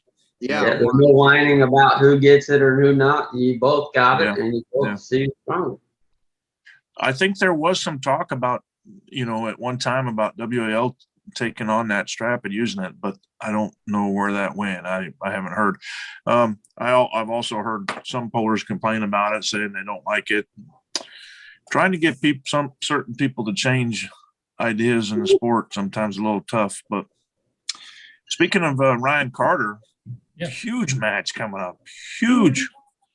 Oh, yeah. He's challenged Anthony Lowe, who's been at the #1 spot for 6-7 years or something. I mean, Anthony Top Row Lowe is a beast, and Ryan Carter has been working hard and killing people. I mean, killing dudes, right? So, what's you guys' pick? Who you got? That's a hard one. Hey, Ryan's actually a cousin. I'm always a favor of the old school. I got to go with Top Roll. You going with Anthony and Kalen? Who you picking? Well, I would say Anthony because he's showed me a lot, spent a lot of time with me when we practice. But also, I found out Ryan is a cousin, I think, through marriage. But so we're going 50-50. I gotta keep it 50. That is more common in Eastern Texas, huh? God, it's so hard because you love them both, right? And they're both just super talented. Ryan has that super long arm and he's strong and God. I don't know if I got to get with him next time to see see if my hand's bigger or his hand's bigger. He's been working hard. Anthony's been a little quiet, right? When's the last time you seen Anthony pull? Well, Anthony, he got some recovery stuff done to his arm. He has some pains and stuff. I'm not gonna go into detail, but yeah, he had to get some recovery stuff done, which helped him out, I believe. Really? One of the last times I talked to him. So he's been practicing. I mean, we know he's been practicing. So Anthony's a top roller, right? Ryan. Well, I mean, they both kind of are, but Ryan will go inside. I mean, his freaking arm is like, it's like way up here when I go to line up with him, right? And I mean, I don't know if he's going to top roll too or what, but I mean, God dang, I can tell you this. I'm glad I'm not reffing that match. Let me tell you. I mean, that's almost as bad as the whole Greg Gray match, but maybe that's a different way. But yeah, because these two guys are pretty classy. So, man, you're definitely going to see some tall arms in that David Gregory Nick Adams match. I mean, you got David Gregory about 6'6", 6'8", somewhere in there, and then you got Nick. He's way up there in height as well. That's going to be a lot of horsepower and some really long arms. So yeah, that'll be a good one. Yeah, that'll be a good one. I didn't hear your pick though, Todd. Who or Billy? Who's your pick? Man, I can't pick because I've seen videos of Anthony pull, but I haven't seen him pull recently. Of course, I've seen Ryan pull a couple. That's tough, man. There, but I don't know that he's pulled anybody that really. Not saying that he hadn't pulled good pullers, but I don't know if he's pulled anybody that's actually gave him a difficult match. I did see him pull Cody at the TAO kickoff. That was a pretty good but that's been a little while, and you know, so I'm not gonna pick either. I'm just gonna root for both of them, and you know, Yeah. that's all I can No do. Right picks. All right, guys. Everybody, you guys got to make your picks then. Tell us in the comments, you know, who do you think it's going to be? I try not to pick sides because I do end up reffing a lot. So I dig them both. I love them both. They're just cool dudes, man. That both of them, you know. If one day when I ever grow up, I wouldn't mind, you know, being like either one of them, you know. So Hey, Billy, how are we doing on the chats? We got a lot of people still chiming in. yeah, right. Ryan asked, Dustin, what's your favorite type of bluebell? I guess I gotta get a little cardio in there. All right. I love bluebell ice cream, man. You know, my father, he loved the vanilla. I like a lot of them. Chocolate, whatever. I don't know. Let's see. Man, what ice cream is bad? Is there any bad ice cream? I guess there probably is. Blue Bunny. It's Blue not. Bunny? Yeah. I mean, Bluebell is good, right? Any of Bluebell stuff has been good. Let's see. I think I got a little bit behind the chat here. Carter says cookies and cream, Bluebell, best way to make gains. He says unless you're Devin, he prefers pancakes. Mutant flip with the he says no governing body. I'm not sure. You know what that is when we were talking about why arm wrestling isn't mainstream. Oh yeah. Oh yeah, mutant flip. You're on point right there. You're right. Well, it's just too much division, right? Yeah. You know, you would hope organization like USAA could grow up or not grow up, but build up. I guess build up and be that organization, that type of organization. Why everybody else isn't on board with that, I don't know. I can't say. I guess just too many people have had too many problems in the past with one thing or another. Politics, man. Freaking politics gets involved into it somehow, some way, right? You know what? Ryan just jogged my memory. Ryan did beat Anthony in the TAO kickoff. Oh, The tournament. yeah. Hey, I think that would give Top Roll some motivation to come back. Yeah. You skipped ahead, Billy. No skipping ahead. Come on, man. I didn't skip that far ahead. All right. Let's see. Did you read the you comment? all thought about- I asked you what kind of bluebell you liked. Yeah, I mean, what ice cream isn't good? That's what I say. As long as it's Bluebell. I mean, the vanilla is a little boring. I like to have something a little something. But I mean, Pistachio. it's all good. There's a bad Although, man, Sonic's got it going on with those Sonic Blasts, man. Those are pretty good.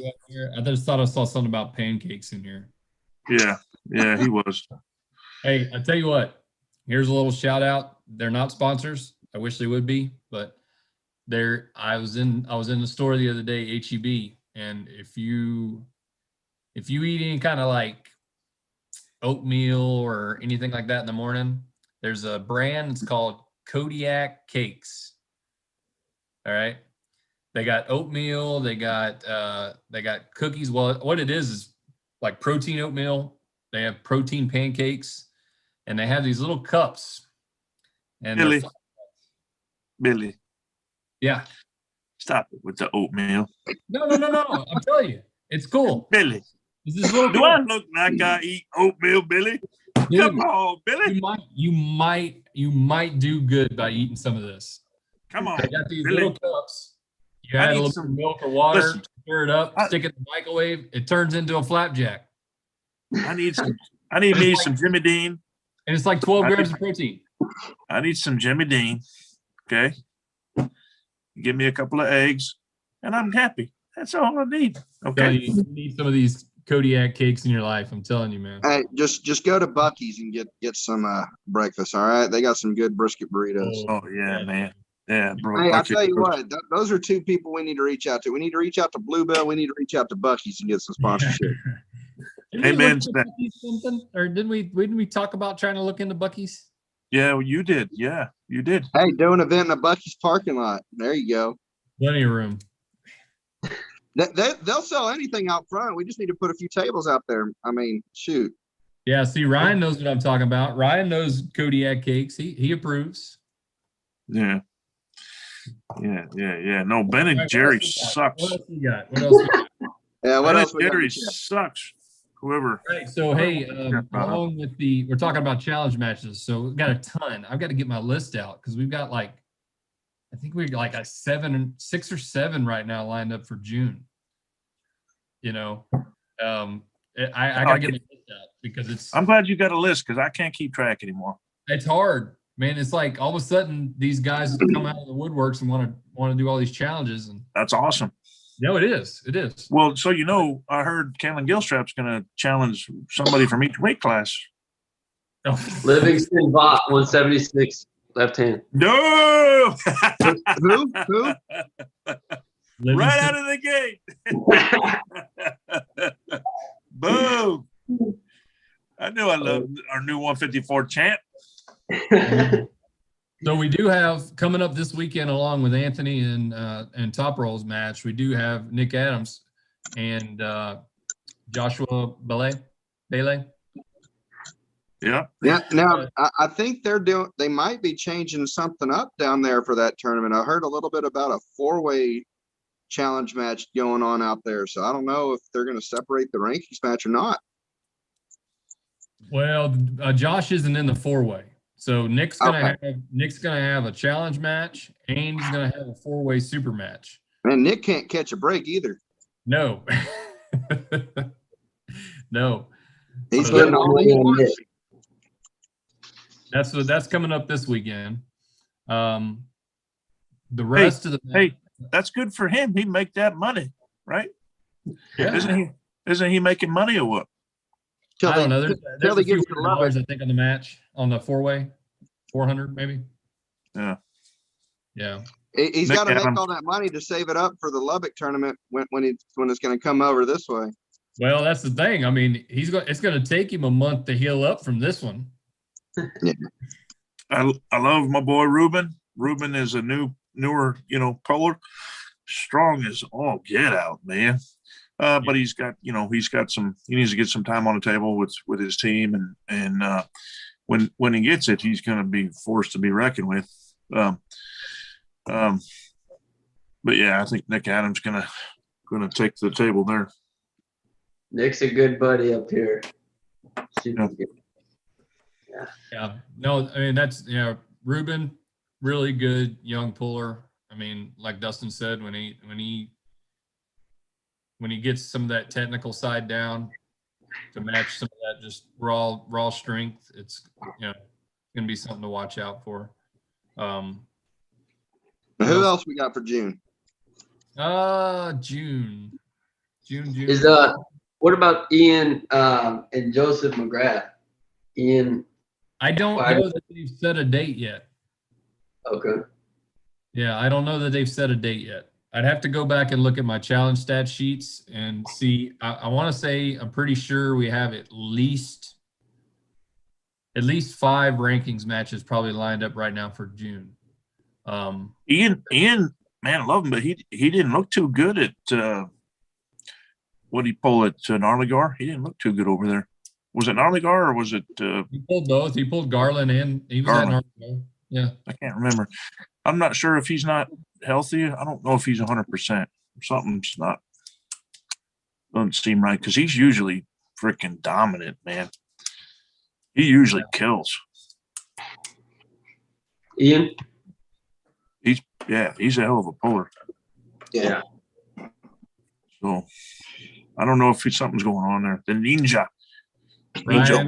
Ryan says he bet money against me. He's going to lose it. Who was he talking about? I guess he's talking about Ian. Guess Ian wagered against him, maybe. Yeah. So Joseph, for those of you who don't know Joseph, he's been in at least one. He pulled Jake, right? He's from Oregon, moved to Texas recently to the Dallas area, joined up with Machine. Machine Guns Arm Wrestling. Machine Guns? Yeah. Adam Airgain. With Adam, yeah. And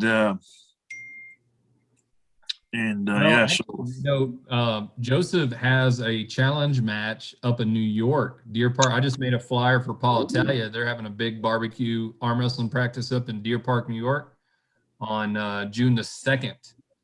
And wow. Joseph has got a in that one too, right? there.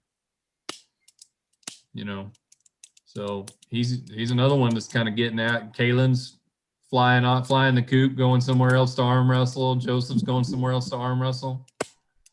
Yeah, We got to start getting those folks to bring it out to Texas. Oh yeah. I think we have a pretty good amount of people from out of state, looking to come in and wanting to come in. Yeah, I mean, you had Bill and Matt. That was a good one. Yeah. Yep. Bill's definitely welcome anytime, and that dude can teach. I tell you what, he's a setup master, I think. Yeah. Now, one thing we found out today is what's this guy's name? Wayne Kelly. Yeah, Wayne. Oh yeah, you're talking about the Masters. Round robin. Yep, I'm going to be putting out a flyer here real soon. He made a proposal to us, and we're going to accommodate. And what he's basically doing is calling out all the Grand Masters for a one weight class round robin, winner take all, award provided at the June 5th qualifier. Oh wow! 50 and over. So if you're 50 years and older and you'd like to compete in this round robin, man, let us know right away. Get a hold of Wayne. Get a hold of one of your directors, so we can kind of organize that. But yeah, we do plan on someday. I don't know if we're quite ready for it yet, but on having a Masters and Grandmasters ranking. Oh yeah. So, Kalen, you got like forever, man. You ain't gonna be there for years. Like 25 years or something. How old are you? I'll be 26 in July, so 26. only halfway there. Yeah. Well, some of us have much less time than that. So yeah. So now that brings up a question. Once you have a Masters and Grandmasters, does that mean they can still maintain a rank on the I would say yeah. The younger one? Yeah. I don't see why not. Sure. So the rankings list is just based by weight. And we, I don't know that I want to say it might have came up in talks about making a Masters or Grandmasters rankings class, but we haven't really pulled the trigger or talked about that too much. So right now technically weight and sex, but yeah. Well, okay. Just saying, Billy. Get me started. Get me started, Billy. Easy what there. else we got in the chat, guys? I know we're probably falling behind on that one. Keith, you muted? No, we got the chat's pretty good. Let's see. Ryan Carter said, nah, Ian forgot his almond milk. And it was actually Nick Adams bet against him. So that's what he's talking about. Hey, you know whose challenges have quieted down? What about Nick? What is it? Guitar? Yeah. Man, he was getting challenged right and left. Well, he just had a match with Adrian Ochoa.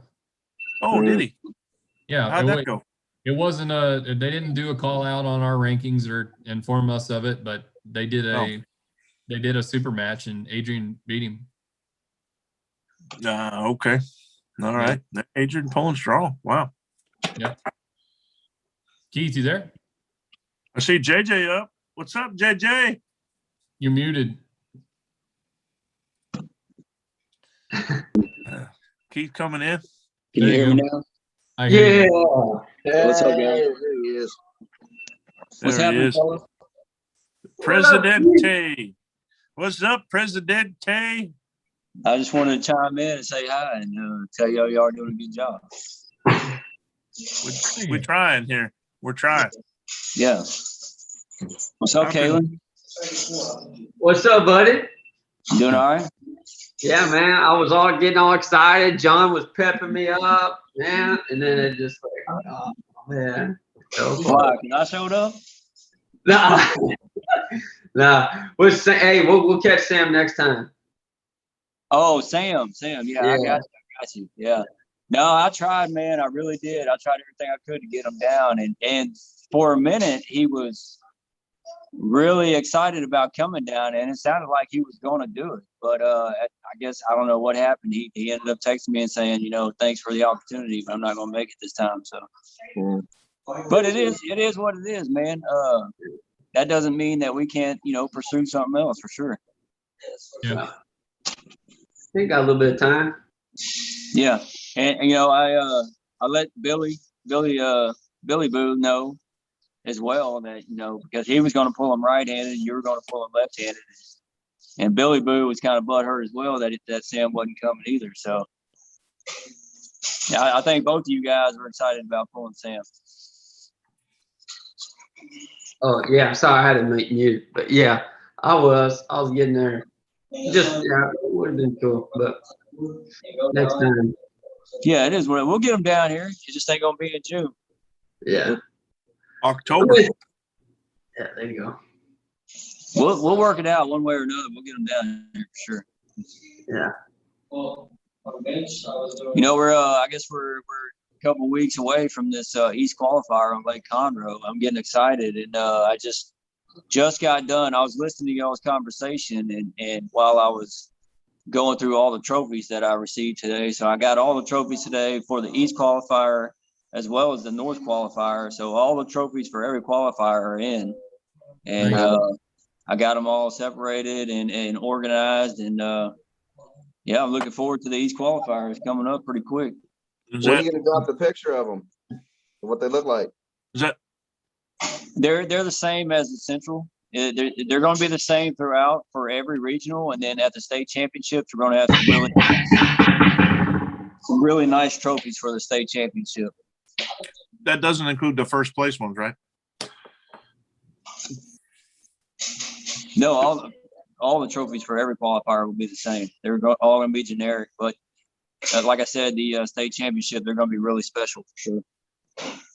Oh yeah. Okay. Yeah. I got you. So I got you. Well, what else we got going on there, Billy? Let's see. What else are we going to talk about? Anybody have any questions for Keith Armbrister while we got him here? He's you know on. what? Well, while we're on the real quick, while we're on the topic of trophies, something that we as the directors have spoken about is maybe doing some first place. Well, not first place, but for all the competitors that are ranked number one in Texas, we thought about doing some championship belts or similar to that. So that's if you're ranked number one in Texas, I think here pretty soon we're going to be getting you guys something pretty special. So. And there was a guy at the Western qualifier that makes belts and rings and whatnot. So now here's something. I don't know if I've heard this conversation or not, but would that be something that would pass on to a new number one? Yeah, so it would be a traveling trophy is what they call it. So the number one, like let's say I had it, before Kaylin called me out. Well, when Kaylin called me out and I had the belt and then obviously I lost to him, well, I would hand that belt over to him. So Nice. And so it would be his belt until somebody takes it from him, which I'm gunning for you, Kaylin. Come on, man. I know Hey. you're ready. It's good. Look at this. This is my living room. Trading table, TV. All day, baby. That's it. It never ends. Yeah, garage too set up, Hey, there you Wow. go. Dude, that's legit, man. and then my little table right here. Heck yeah. So It's I got my little setup as well. There Yeah. you go. Is that Amber? I didn't see who's that in the background there, Keith. That's Amber, my wife. She's out What's there up? working on it. What's up, Amber? You working out? And then my oldest son right here.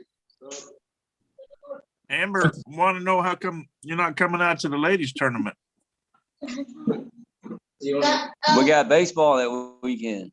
Oh, you got baseball. All right. Well, while we're on the topic, I guess, or while we got you there, Keith, too, any comments on what we're doing as far as worlds and trying to help our number ones go to worlds this year? Well, I know we've discussed it in the past on what exactly we're going to do with this Champions Travel Fund fee. Hold on a second. We've talked about, maybe helping out the number ones in the state of Texas. If for those that are going to the worlds, maybe we can help them out financially in some way, shape, or form. We've talked about the nationals here in Dallas. I mean, we've talked about several different things, but in my opinion, I think the worlds, would be, to me, would be the best way to spend that money on helping our number ones go to the world championships. One, because the worlds are never in the United States and they are here this year. Two, the worlds is the biggest stage we can possibly help fund our number ones. You know what I mean? Mhm. I'm thinking like nationals. Yeah, that's a big stage, but compared to worlds, nationals is nothing. When you go to worlds and you see these competitors that come in and that are on a totally different level. I mean, I only say that because I've been to worlds twice and I've seen the competition and the talent that is at the worlds. And for us to send our number ones to the worlds and put them on that stage to actually make a name for themselves just makes too much sense to me, Oh, that Yeah. and you get the TAL brand out there too. They're wearing a TAL shirt. That's Sure. that'd be Sure. good. Well, we looked at, so I actually did some research and you can sponsor people and you can actually put your logo on the back of their Team USA jerseys. And so for us to help our number ones go to the worlds, I mean, we can put our logo on the back of that jersey if we wanted to. And the competitor themselves won't get in trouble for having something on their jersey that's not supposed to be there. So, and as far as when do you think maybe some of that information will be coming out, Keith? As far as well, I because know we discussed it, but we never really, I guess, finalized our thoughts or whatever we decided on doing. If we decide to help the ones that want to go to worlds, all I can say is you better start getting your challenge matches out and try to get number one, because we're going to do everything we can to help our number ones get to the worlds. I mean, in some way, shape, or even if it's only paying for their entry fee. I mean, if that's all we can do, we're willing to do it, is what I'm saying. We're willing to help our number ones go to the worlds and get to that stage. Yeah. Worlds, I believe. What was it, Billy? It was was it September 15th to the 20th? I think so.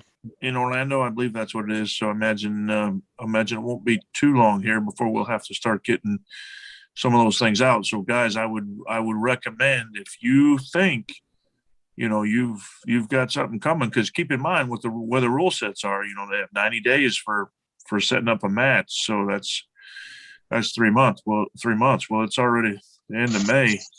I think what we'd probably have to do is put a deadline on being number one. So if whoever's number one by, let's say, I don't know, August 1st or whatever it may be that we can come up with, that's who we're willing to help go to the world, financially or whatever it may be. Yeah. Make it August 7th at the Northern. We might get some more matches up there in Lubbock for the Northern. If that's true. Good point, Todd. I don't know, maybe when is it? September 15th or the 20th? I believe so. I don't know, trying to but we'll have to talk about it, but probably a week after August 7th, you know, maybe August 15th or so. Whoever's number one by then, you know, those are the ones we're willing to help. So. When was registration deadline? Do you remember? We talked about it, but I do not remember. I'll have to go back and look. Yeah. Well, let's see. I think we're looking pretty good on the chat there, guys. Yeah, I'm we're sure all there's caught up. other things we need to cover, but Well, let's see. we've made some good ground tonight, kind of catching back up. I know we've been off for a while. One of the episodes coming up soon, guys. We're going to have Gary Ray on. He's going to share a bunch of history with us, and we've got some other guys planned to come on the show and discuss it. Billy, you guys, I guess you got anything else to add? Yeah, there was a question earlier, and I had to go back in and find it out. Julian, he wanted to discuss I guess, consider the future of the women's division as far as the weight classes go. So, Oh yeah, I believe what we may have decided on as long as participation, you know, there's a supply, supply and demand thing here, obviously. Sure. The reason most competitions only have 2 female weight classes is because they hardly have any participants. Right. So you can't, if you split too many things out, then you end up with one person in one class and they have to pull up anyway. But I mean, we saw in Garland the type of participation we could have on a regular basis. Sure. That class of 17 is huge, but even if you spread that out, I mean, I think we could have easily had enough women in and at least up to 4 weight classes. I agree. To have a competition, you know, and you know, not have to move, to pull up or whatever. So I think we haven't clearly ironed it out yet, but starting in the 2022 season, we were kind of looking at maybe 4 weight classes. So the first one be 0 to 140, next one be 141 to 170. You'd have 171 to 200, and a 201 plus. So as long as we can continue to have you know, and get more participation from the ladies and fill these classes up, you know, we could, I mean, in theory, at some point, end up with as many weight classes as the men have, you know? Right.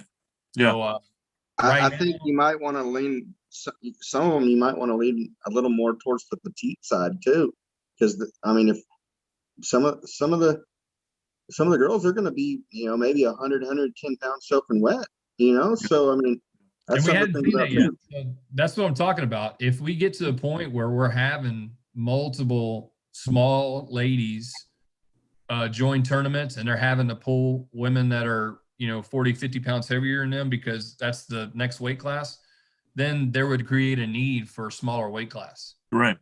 And that's the thing. We have done actually quite a bit of research on this too. You know, we've even looked up, you know, average weights of, you know, U.S. men and women. And one thing to keep in mind on that, you know, with the petites is the, you know, our 154 class, right? Great class, but it's the smallest class in the, you know, in the league by far. You know, our supers, you know, are a much larger class. So anyway, it's just something to kind of think about. I think we'll get there as the participation increases in the, you know, as we start getting some more pullers that are more regular, more female pullers. I'm super excited about this event coming out. Make sure y'all come out and support it if you can make it. It's going to be historic to say the least. So, I appreciate Sarah and Marilyn for all their hard work on helping get it together. And Well, yeah, can I touch on something real quick? yeah, of course. As far as adding classes in the 2022 season, I've had multiple requests to add a grandmaster's class of 50 and up. And the last person that asked me about it, I told them that, it's not going to happen this year because they want it to happen this year, but starting next year, that we're more than likely going to add a grandmaster's class on top of adding more women's classes as well. So I mean, all the requests that I've had as far as the grandmasters or the 50 and up, they all seem to be very excited about having that class. And I think it's almost created that need that you were talking about, really. Yeah, definitely. So, Yeah. I mean, we definitely got some growing to do, and but we can't change anything in the middle of this season, obviously. But starting next year, we can add more classes for sure. Yeah, absolutely. So, and it's like I said, we're always brainstorming. Like for me, what I'd like to do and what I may end up doing is I like the idea of at the end of the year coming up with about three different titles. I'd say about 3 right now. For rankings. Most active puller in the rankings. Most advancements or most defenses, Next year, that's going to be Kaylin, by the way. But, and recognizing that person with some sort of a trophy at the end of the year saying, hey, even if you lost, but you were the most active puller in the rankings. You challenged the most people, or the guy that advanced the most. If we had that this year, who would that be? Right now? Yeah. Josh, no. It's gonna be I'd have to go back and look, but I want to say it's gonna be Tarver. Tarver's gonna be probably up there, and if Robbie Hennigan can get some of his matches to come through, he's gonna be another, right. He's another one that's up there just making challenges and getting challenged and stuff like that. So those two guys right there, Josh was by far, now he's kind of taken, well, actually, those last challenge match was in Garland. So, yeah, you know what I mean? So he's moved classes too. He dropped down to the 154s. And, that's okay. It still counts. No, yeah. You got Yeah. Nick Adams too, whose first tournament was it was WAL 2019, and look where he's at too. He's getting challenged all the time. Yeah, he's only, as far as the rankings are concerned, Nick has only done 1. He's got a lot more coming too. Yeah, but right now he's got him and John Byerly went at it and Waxahachie at the end of March, and that was the first. I think, if I'm not mistaken, that was the first official challenge underneath our rankings. So, I got a question for you guys. Who is in y'all's opinion, who are y'all most excited about as far as a newcomer or somebody that's new, that's up and coming? A kid that was out of you talked about Todd, Chris, or yeah, Jose? no, kid that he polled. Oh, Chris. What's his last name again? I do not know how to pronounce it. Friedla? Friedla? Something like that. That kid. Oh, Treadler?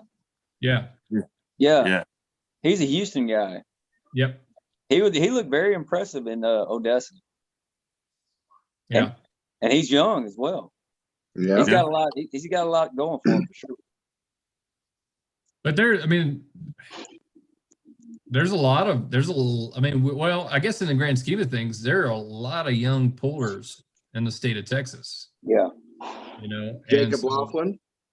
Hey, Yeah. speaking of Chris Treadler, I kept killing his name in Odessa. I kept wanting to call him Chris Turdler because it's Trdla, and I didn't know how to pronounce it, so I kept wanting to say Turdler. He's like, we need some more vowels in there.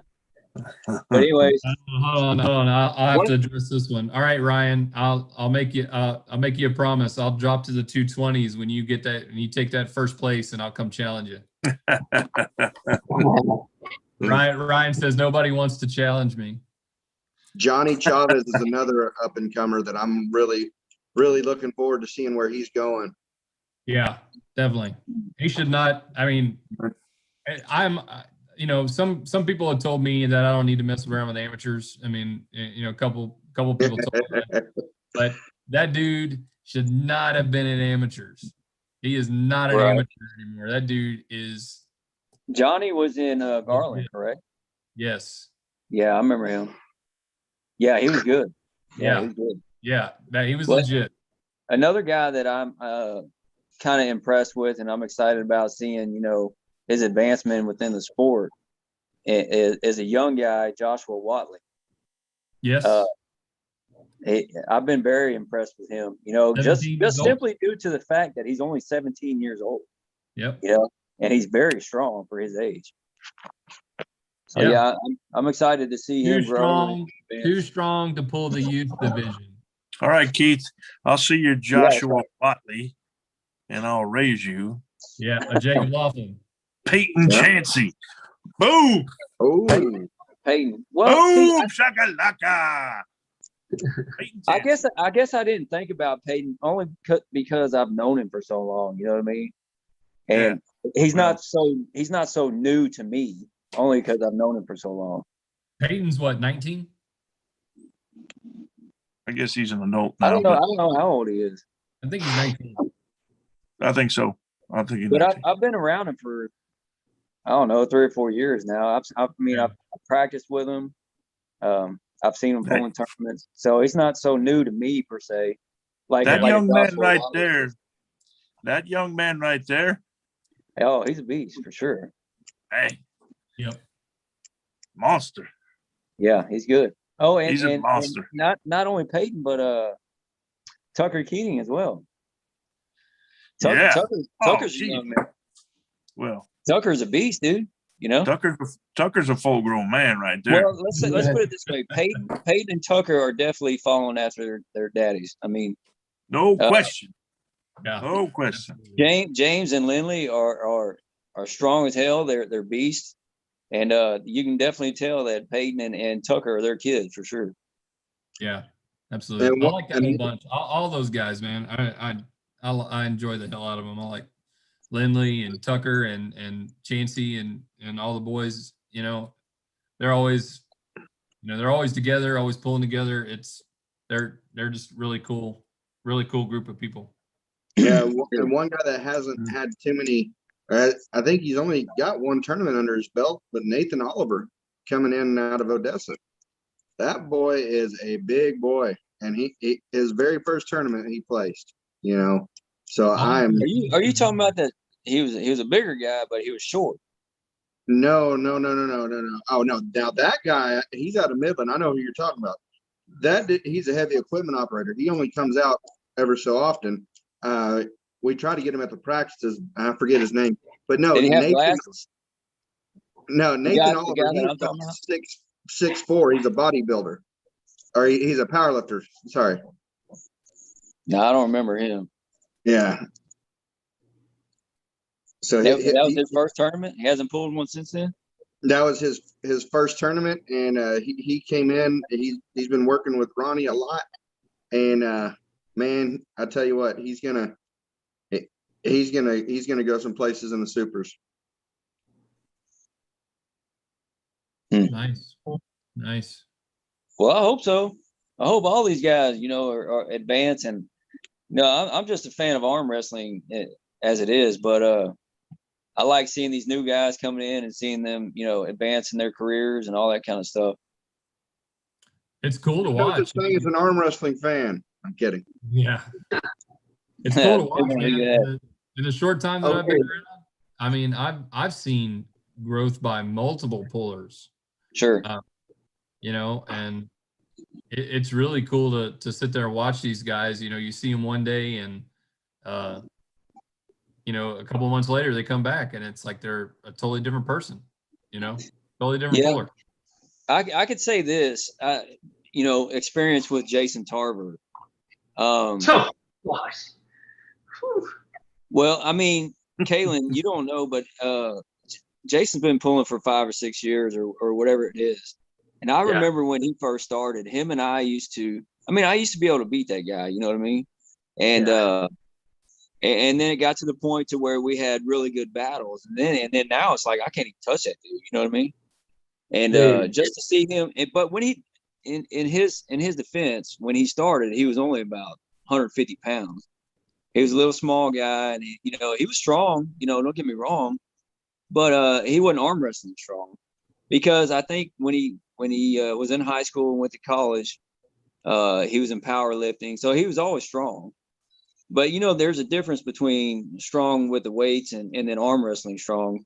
But just to see him go from 150 pounds and just being strong and weight wise, I mean, as far as lifting weights, to going from that to where he is now, it's been a joy to see, and it's been really awesome to watch.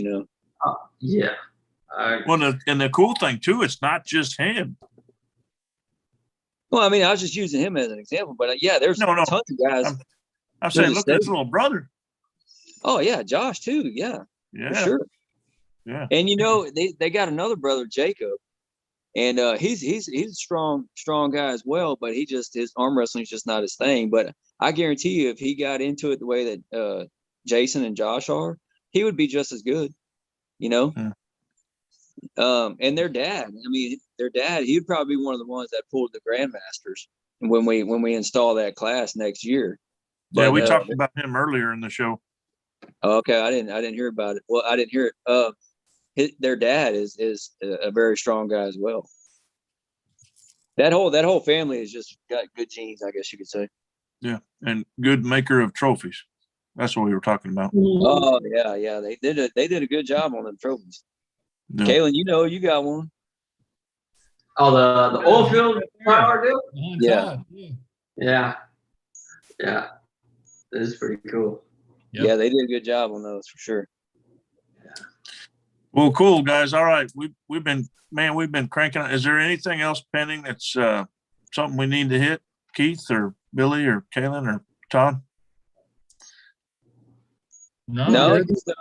I think we talked a good bit tonight. We had a good interaction with the chat, and did we miss any questions? We might have missed one or two. Let me go scan back through and. Jose just messaged me and said he's coming for y'all on 154. So he said stand by. What? Jose, he just messaged me. He said, "Hey, stand by. He's coming for y'all." Let him bring it on, man. Get through Orlando first. Yeah, that's what I told him. I said, let's get get through Orlando, and then let's see where we're going from there. Yeah. Oh, one thing is that when Jonathan Brita was saying he will be at the June qualifier, so we need some supers to show up. Yeah, he's coming with his right hand, so he's putting his left on ice right now. Oh, he's only going to go right-handed this time? He's letting that thing heal up, man. He's been kicking ass that left so much, it's a little torn down, so he's bringing out the right. Yeah. Nice. Yeah. Yeah, I mean, I think other than that, I think we covered everything. We just want to, we wanted to get on here, mention our sponsors, chat a little bit. Did you mention the Evans? Oh, I did not. So I had that on my list right here, and when we went through it, just people jumping in and stuff like that. So for our East qualifier, we do have a specific sponsor for that particular tournament, and that is Evans Farm Feed. Thank you, Evans Farm and Feed. Yeah, they make all kinds of feed for horses and cattle, and they're just a feed farm. So, and I know the family personally, and they're a good group of people, and I'm really happy they helped us out on this tournament. So, awesome. Absolutely. Awesome. Well, cool So, guys. yeah. Kaylin, I appreciate, and Todd, I appreciate y'all hanging out and bailing us out there too. We had a little technical glitch there. I'm going to blame it was probably Billy's Samsung, I mean, phone. dude, I probably. that thing completely kicked me off the internet and everything. I'm just glad it kept going. I'm glad it just switched the host and kept going. Now we know. Yeah. Yeah. But we do plan on kicking these shows back up, and we want to have more of these these kind of these community conversations, just to get some more input too from guys, and I think they've been good, they've been beneficial, brought up some things, and yeah. One thing we wanted to touch on that we didn't touch on, and we always say we want to talk about it. So challenge matches. I know everybody probably knows this already, but you do not have to have these at events. Oh yeah. You can have these ranking matches anywhere you want to. If you are having trouble finding refs, contact us. We know people in every area. There are qualified pullers that would be more than willing to ref these matches for these rankings. And, don't think that you have, I know it's sometimes easier just to say, well, I'm going to this event, so I'm going to have my match here.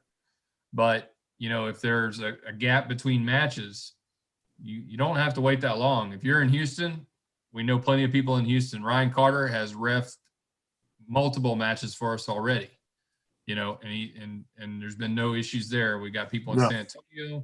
We got people up north in Lubbock and Midland and Odessa.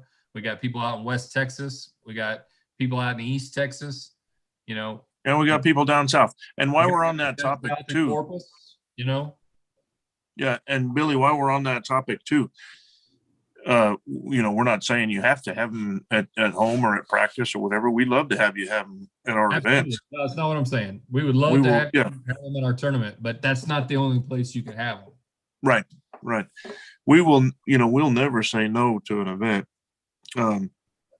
Somehow we'll make something happen. So if I have to show up, I don't know, super early to make it happen, bring a table and bring a down ref, okay, I'll be there.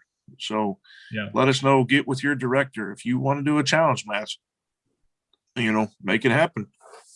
And I think we talked about it too, and we might, because we're having such a great turnout in challenge matches, we probably need to, some of these can be done the night before at early weigh-ins.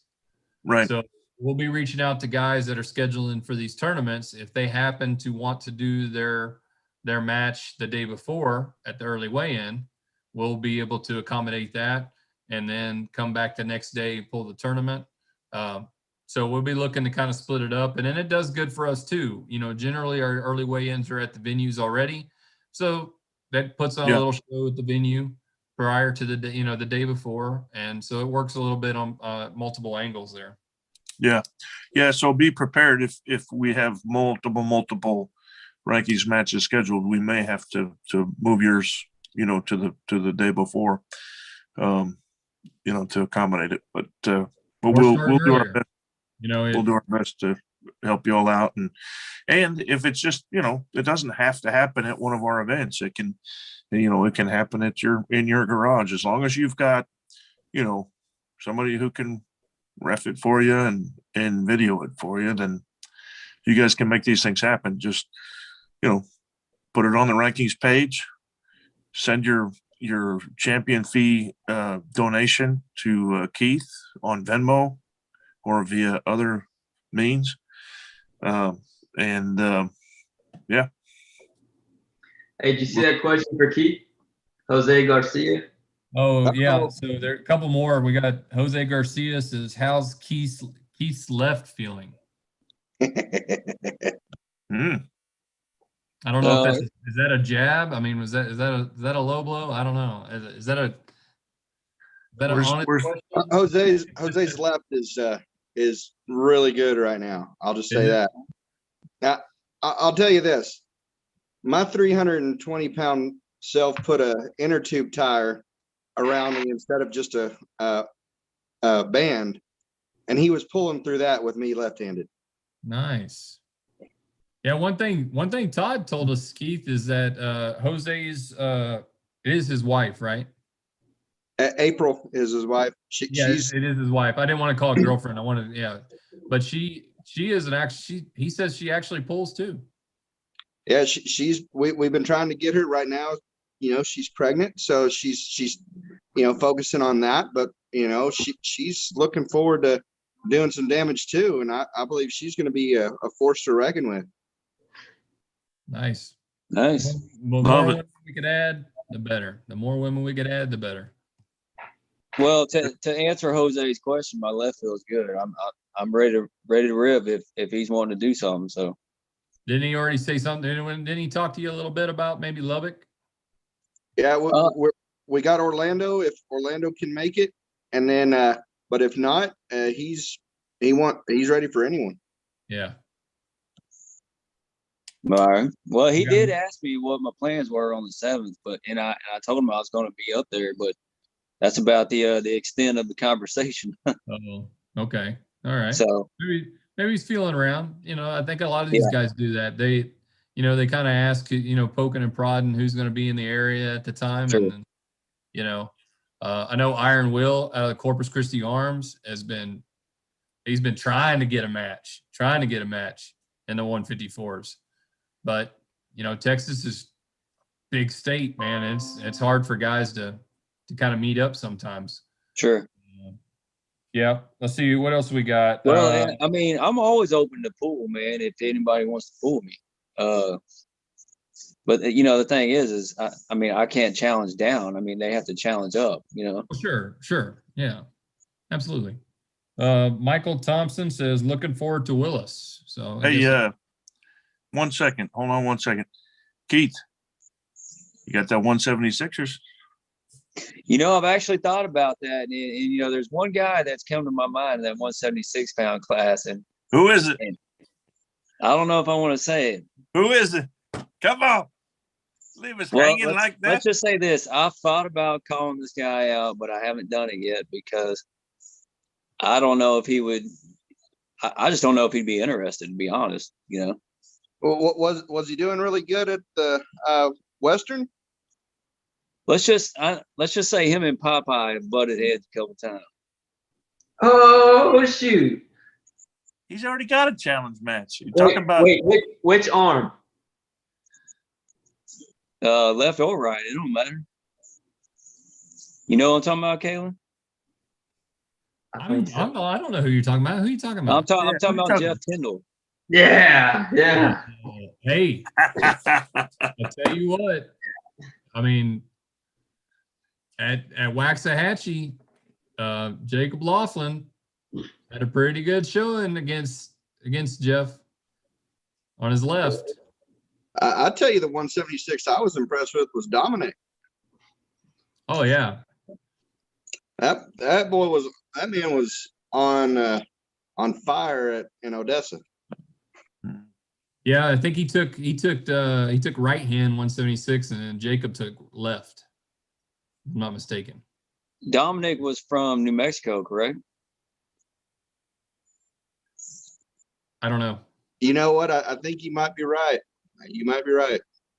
Yeah, I don't know. You talking about Candelario or Dominic Candelario? That's the guy that was battling with Danny Gillian? Yeah. No, different Dominic. Never mind. No, we're talking about Odessa. Oh. Yeah, Dominic's from New Mexico. Mm. Yeah. He's definitely not on our rankings. I don't recall the name. I think that's him. I think that's the guy who was battling with Danny Gillian. He's No. a beast. No, Danny's heavier than he is. Well,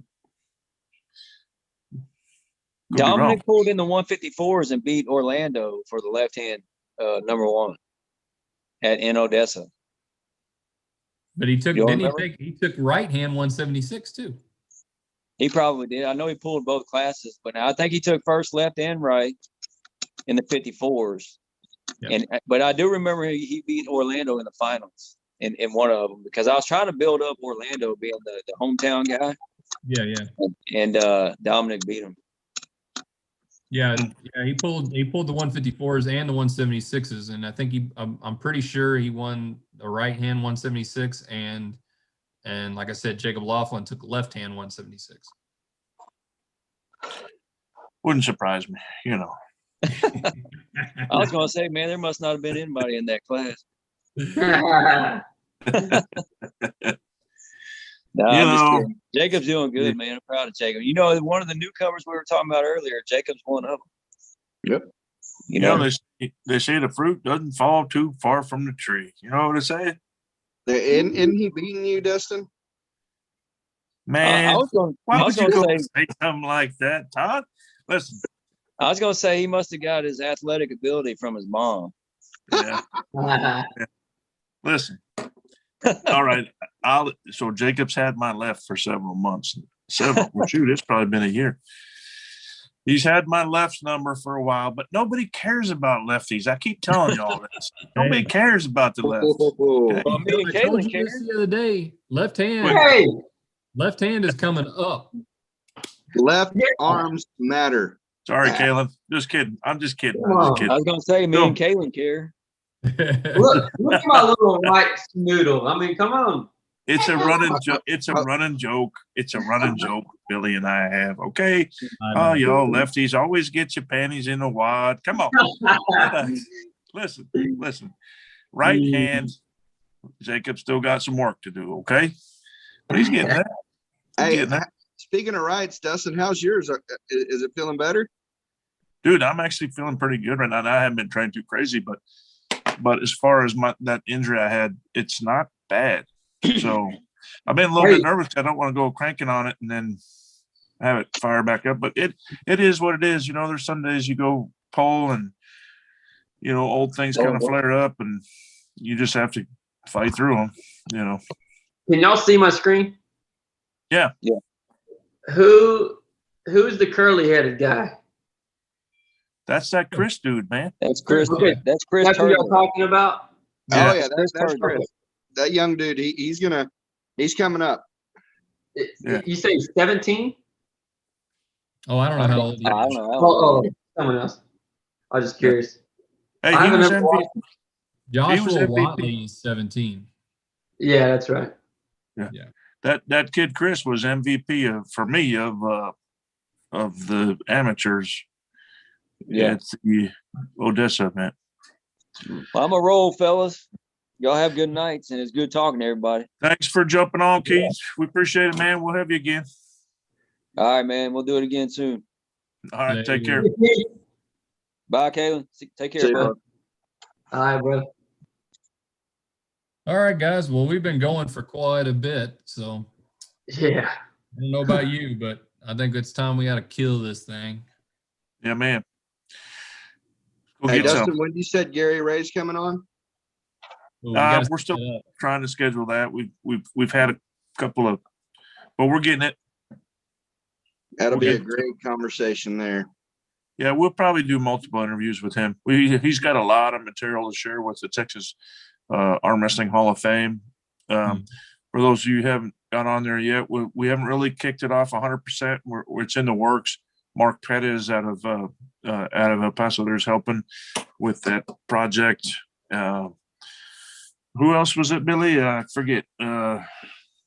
What? Yeah, What are we that was talking helping with the Texas Arm Wrestling Hall of Fame.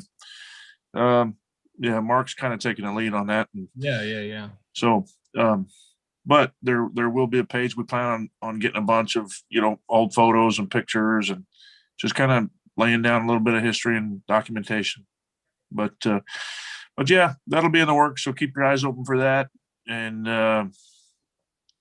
yeah, should be much more to follow from that to preserve for, future generations, looking for information on, maybe their ancestors or whoever. So anyway, guys. Yep. Appreciate y'all. We'll Awesome. do it. Y'all take care, gents. God bless Texas. Just like to say it real quick. Thanks for having us. See y'all later. Absolutely. See ya. We're gonna start doing a lot more of these. This community engagement is something we really want to hit on and get everybody involved in. So Yeah. we're definitely going to That's start cool. doing more of these. It's cool. So, Cool, cool. Any idea on topics for the next one? well, this weekend we'll get through a couple of these challenge matches. Then the week after that, we'll go to the ladies, and not 100% sure yet, but there's going to be, I think there's 2, maybe 3 fair big name females that are going to be coming in. I don't want to say anything and, not show up. So we'll wait to see what happens. But I believe Sarah's talked to at least 2 well-known female arm wrestlers that are going to come in for this tournament. And so that ought to give us a lot to talk about.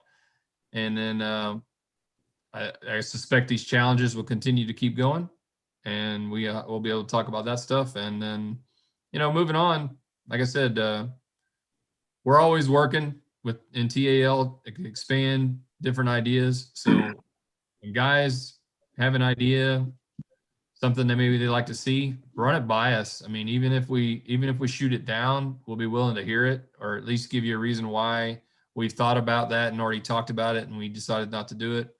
But there have been a couple things that, people come up with and we're like, you know what, that might be something that we want to look into. So we're always All I open can say to is, ideas and suggestions. yeah, challenge up, challenge often. That's it. Like it. Keep those ranking matches going. All right, gents, y'all have a good one. All right, fellas. So Jose, Take care, we're ready guys. for him. Yeah. All righty, will do. All right. See All y'all right, we'll later. see y'all next time. Night. All right, guys. Thank you, everybody, for tuning in. And if you've stayed with us this long, God, man, I'm impressed. Although we are a pretty entertaining bunch, huh? I hope we answered some questions anyway. If y'all have any questions, any additional questions, feel free to comment. Feel free to like, share, subscribe, hit the subscribe button, help out Billy and all his amazing work that he's been putting out, all these videos. So yeah, let's do it again next time. We'll see y'all again next time, huh? Absolutely. All righty.